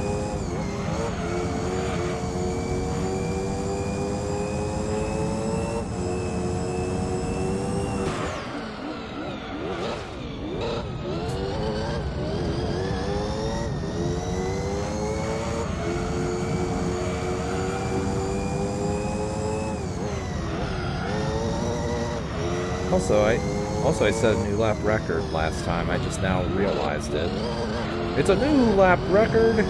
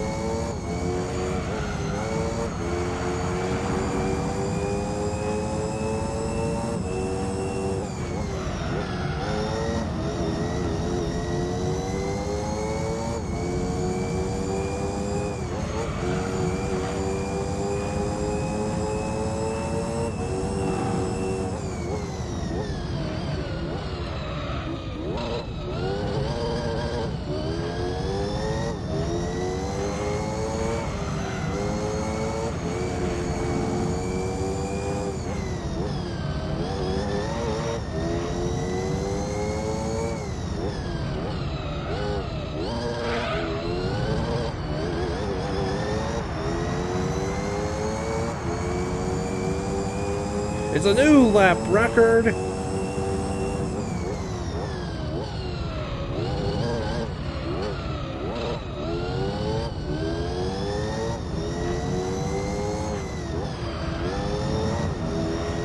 I swear whenever tire wear gets to yellow, the car gets faster. Don't ask me why this is, but I swear I get more best laps when my car tire wear is yellow. How many laps on Tokyo and Special Stage? Tokyo is 100. Special Stage is 40.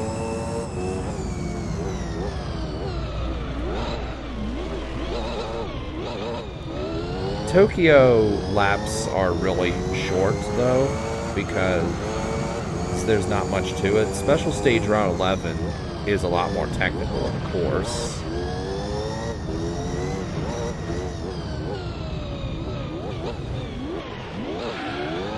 Tires get better when they're warm versus when they're cold. Ah, okay.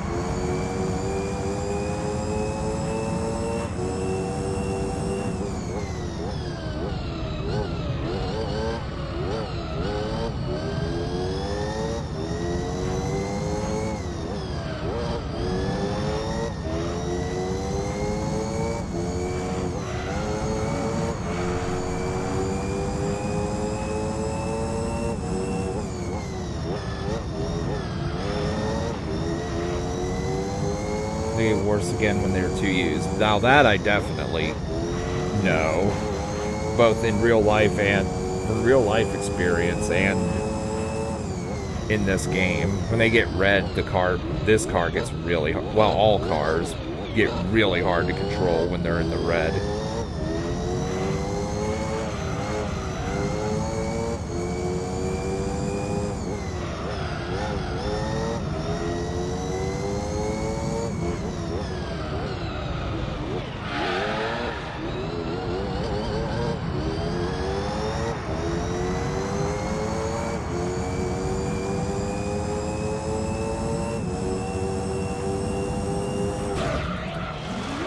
I sent him off into the sand.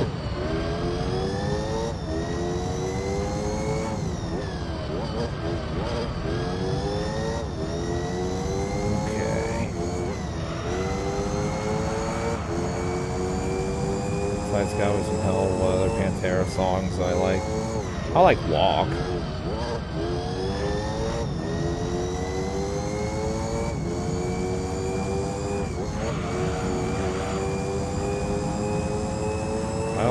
I also enjoy I'm Broken.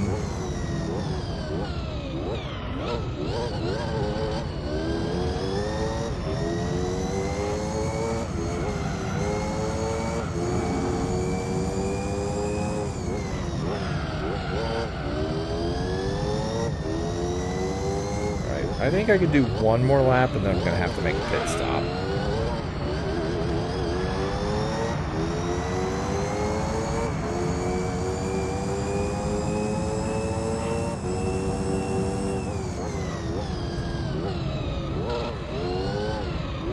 I like the sleep.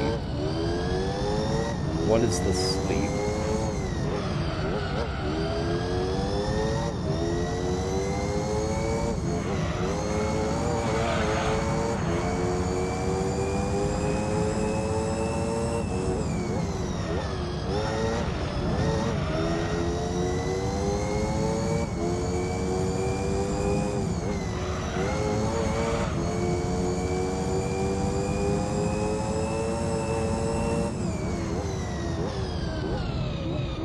Oh, it's a Pantera song. I don't know if I don't think I've heard that one. I'll have to listen to it if I remember.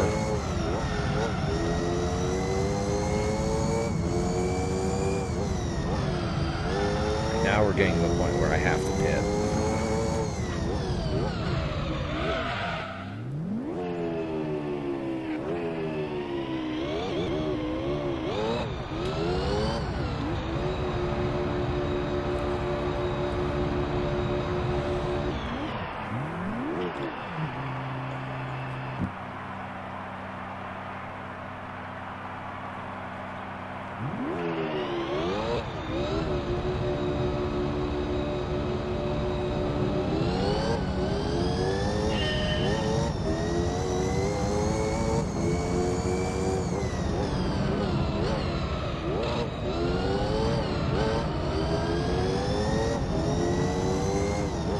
Is a good move to keep on Pokemon? No, absolutely not. Absolutely not. First off, like, most Pokemon that can learn Dream Eater need Hypnosis to put the Pokemon to sleep. And Hypnosis only has a, what, 55 accuracy, I think? And because you're the one trying to use Hypnosis, it won't work for you. The AI can hit it 100% of the time, but you won't be able to hit it. After leveling up too much. I don't know what the leveling up has to do with anything, but no, Dream Eaters is not a good move to have. Also, and someone can correct me if I'm wrong, I'm pretty sure Dream Eater's power is significantly less than Psychic. It might even be less than Psybeam. I mean, sure, you recover some HP, but...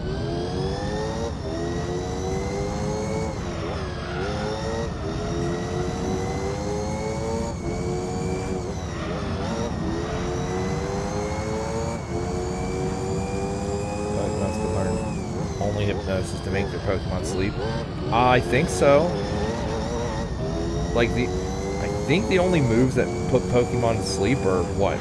Spore, Hypnosis, and Yawn. Not counting Effect Spore. And I don't think anything that can learn Spore can learn Dream Eater. Again, if I'm wrong, someone can correct me.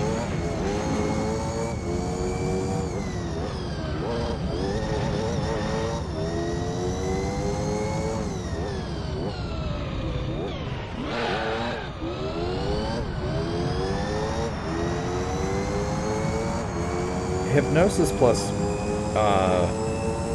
Mean Look is a good combo, though, for capturing roaming legendaries.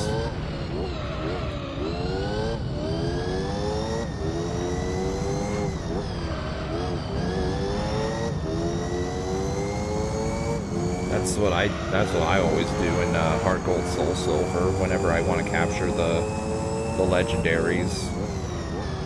I have a Haunter or Gengar with Mean Look plus Hypnosis, Repel.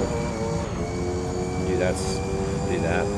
How much Smokescreen Sand Attack decrease accuracy? 1 stage, but I don't know what that translates to as far as accuracy is concerned. Although you really shouldn't be using those moves unless you have no choice. I assume 1 stage is around 10% accuracy reduction. It might be more.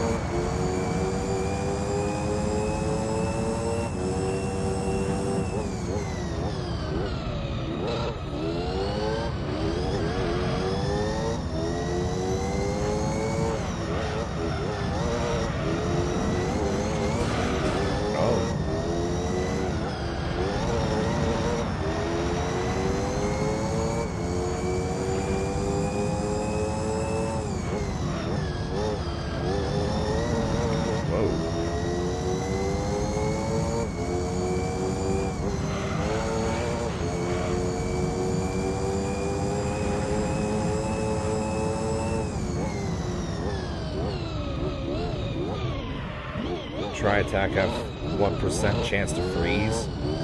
Don't know offhand. You'd have to look that up on Bulbapedia. I use Porygon variations. I think I used Porygon in Gen 1 once.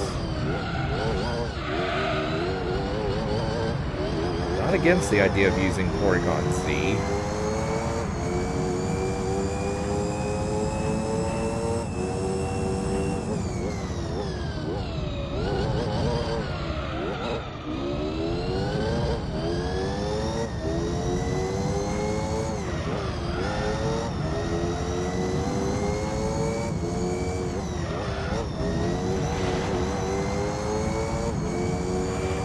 Oh, geez, Dream Eater has 100 power? Oh my god. I had no idea it was that high, obviously. Although there is still the sketchy part of making Hypnosis land first, which is, yeah, that's sketchy at best.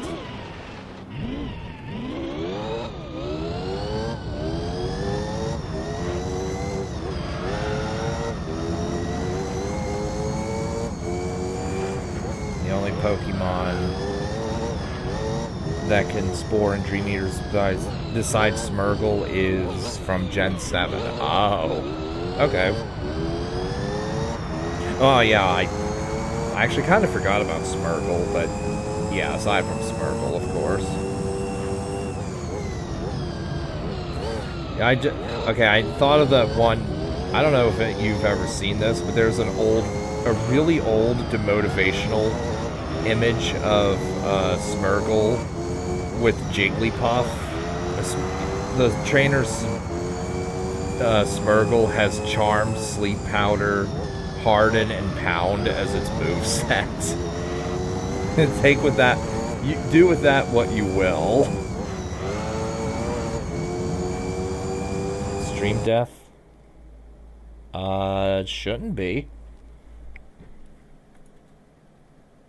Things go... Okay, am I back? Am I still live? I'm not seeing any I'm not seeing anything wrong. It's back? Okay.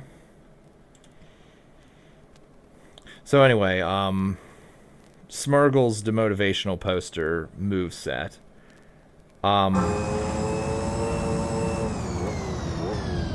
And the picture is of it fighting Jigglypuff.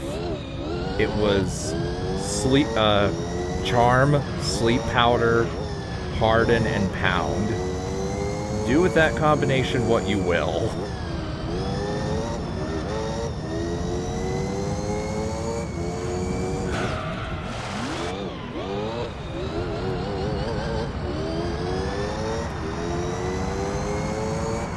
I probably can't find that to show because it is so old, but that was definitely a thing on one of the demotivational picture websites I used to frequent back in the day.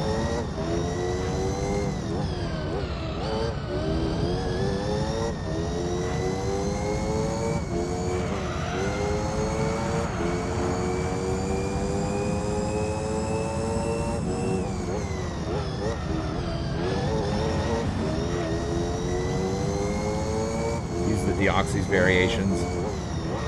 The only generation where that's not an event Pokemon is Gen 6 for Omega Ruby Alpha Sapphire. And no, I never really used Deoxys. Of the variations, the normal variation is worthless because, like, you're better off boosting its attack power rather than having it have lower attack power and no buff. Attack power has even less buff, but at least it can hit hard. And the other one worth using is the speed buff, because you can throw...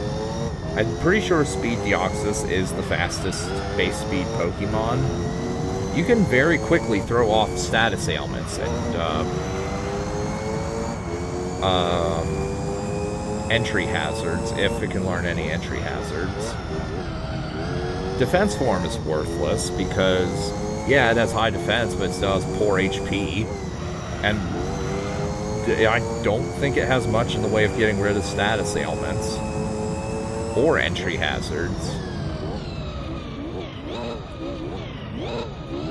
So yeah, you're better off just using attack or speed. I do know that much. Just watch out for increased priority moves, though.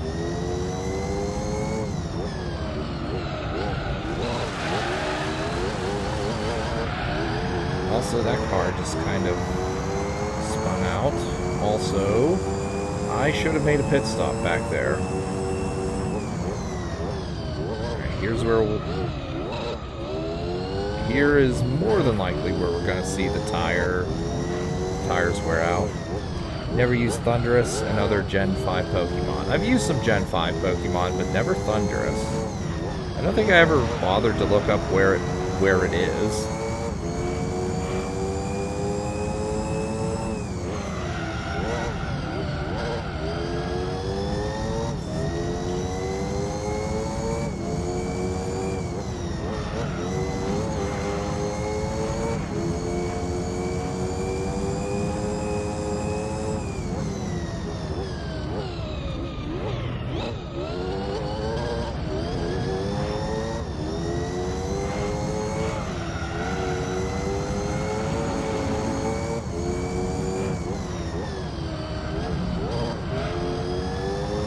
Okay.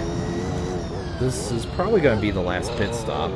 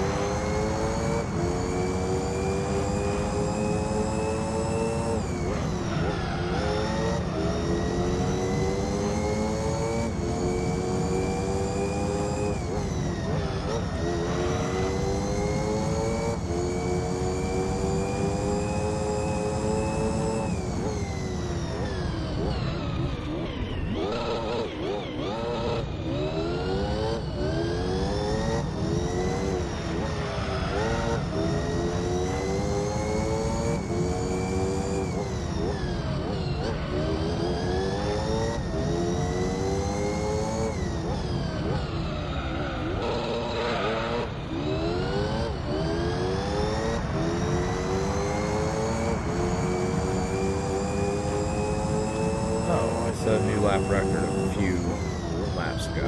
I just now noticed. Oh well.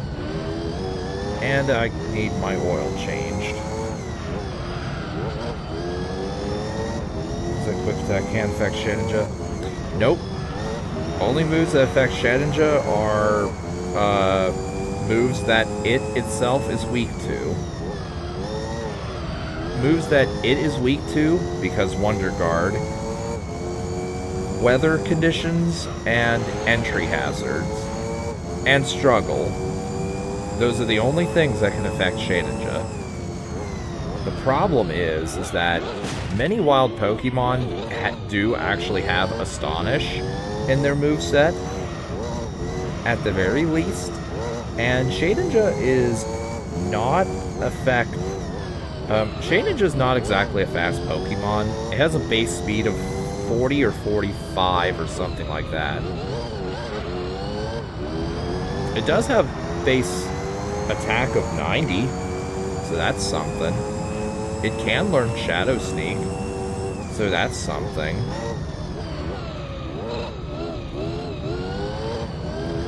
I'm literally thinking, like, if I do that run, and I want to fight Red on the top of Mount Silver, I feel I'm going to have to actually grind the Battle Frontier until I get a Focus Sash. Use the Focus Sash, use Sunny Day to get rid of Hail, and then try to kill the Charizard before anything bad happens. That's also assuming Snorlax doesn't know Rock Slide. Yeah, Sandstorm would hurt Shedinja. It's not ground, it's not rock, and it's not steel. Hail and Sandstorm will kill Shedinja.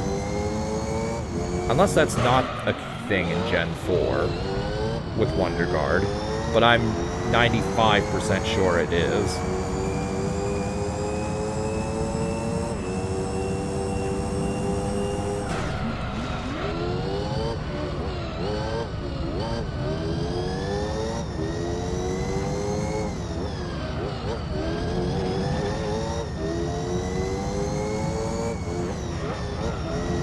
Think of, like, the number of random Pokemon that know Gust, the number of random Pokemon that know Astonish, as I mentioned. Any rock moves, any fire moves, Ember, Flame Body. Oh, I forgot about status ailments. Yeah, status ailments will also kill Shedinja instantly. In other words, burn and poison.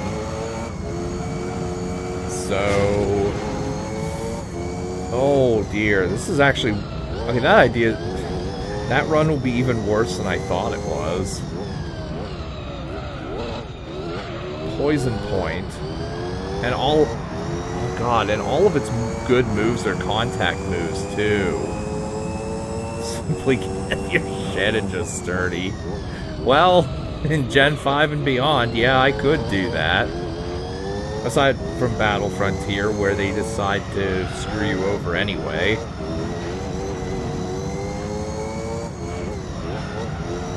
In Gen 3 and 4, I think Sturdy literally just prevents one-hit KO moves from landing, which is worthless.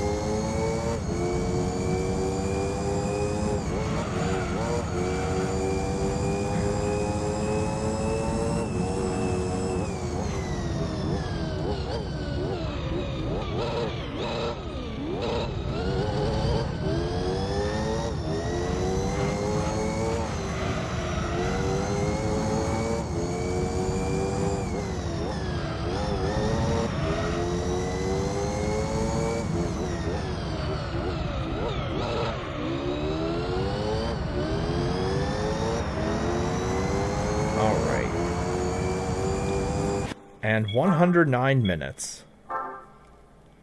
That's not too surprising.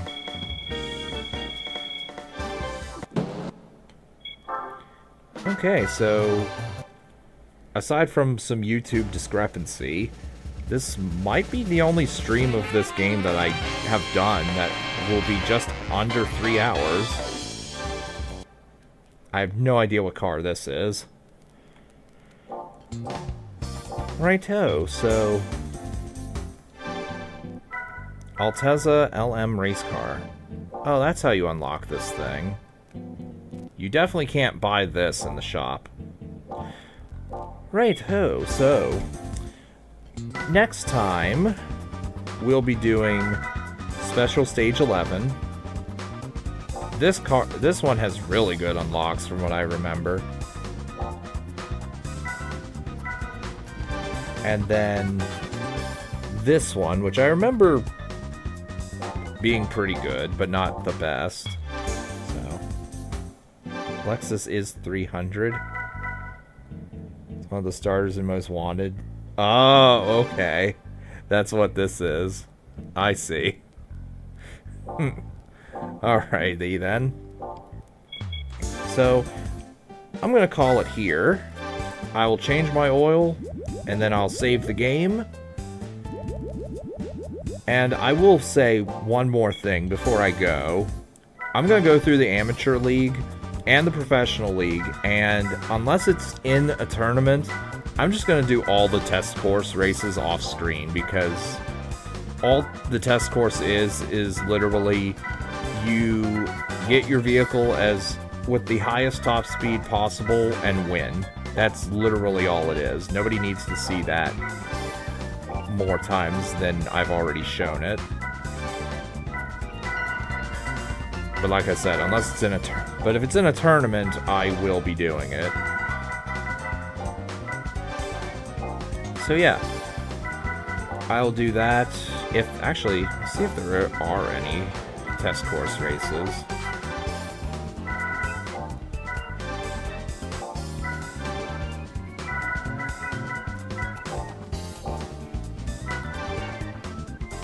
I'm gonna have a quick look.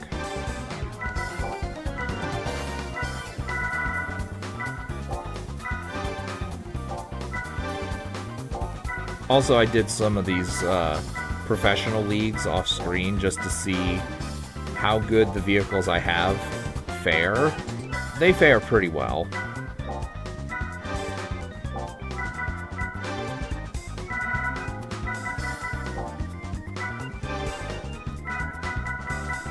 Unfortunately, if they're early in a tournament, I will be doing them because I need points early to win the tournament. So.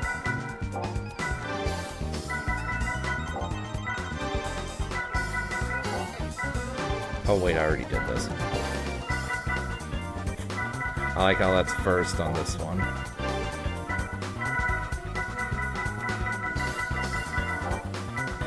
Oh wait, that's literally just that. Oh, there aren't any. Alright. Well, I guess I'm not going to be doing anything off screen then. So, like I said, we're going to be doing those last endurance races next time. Thanks for watching, and I'll see you guys next time. Farewell.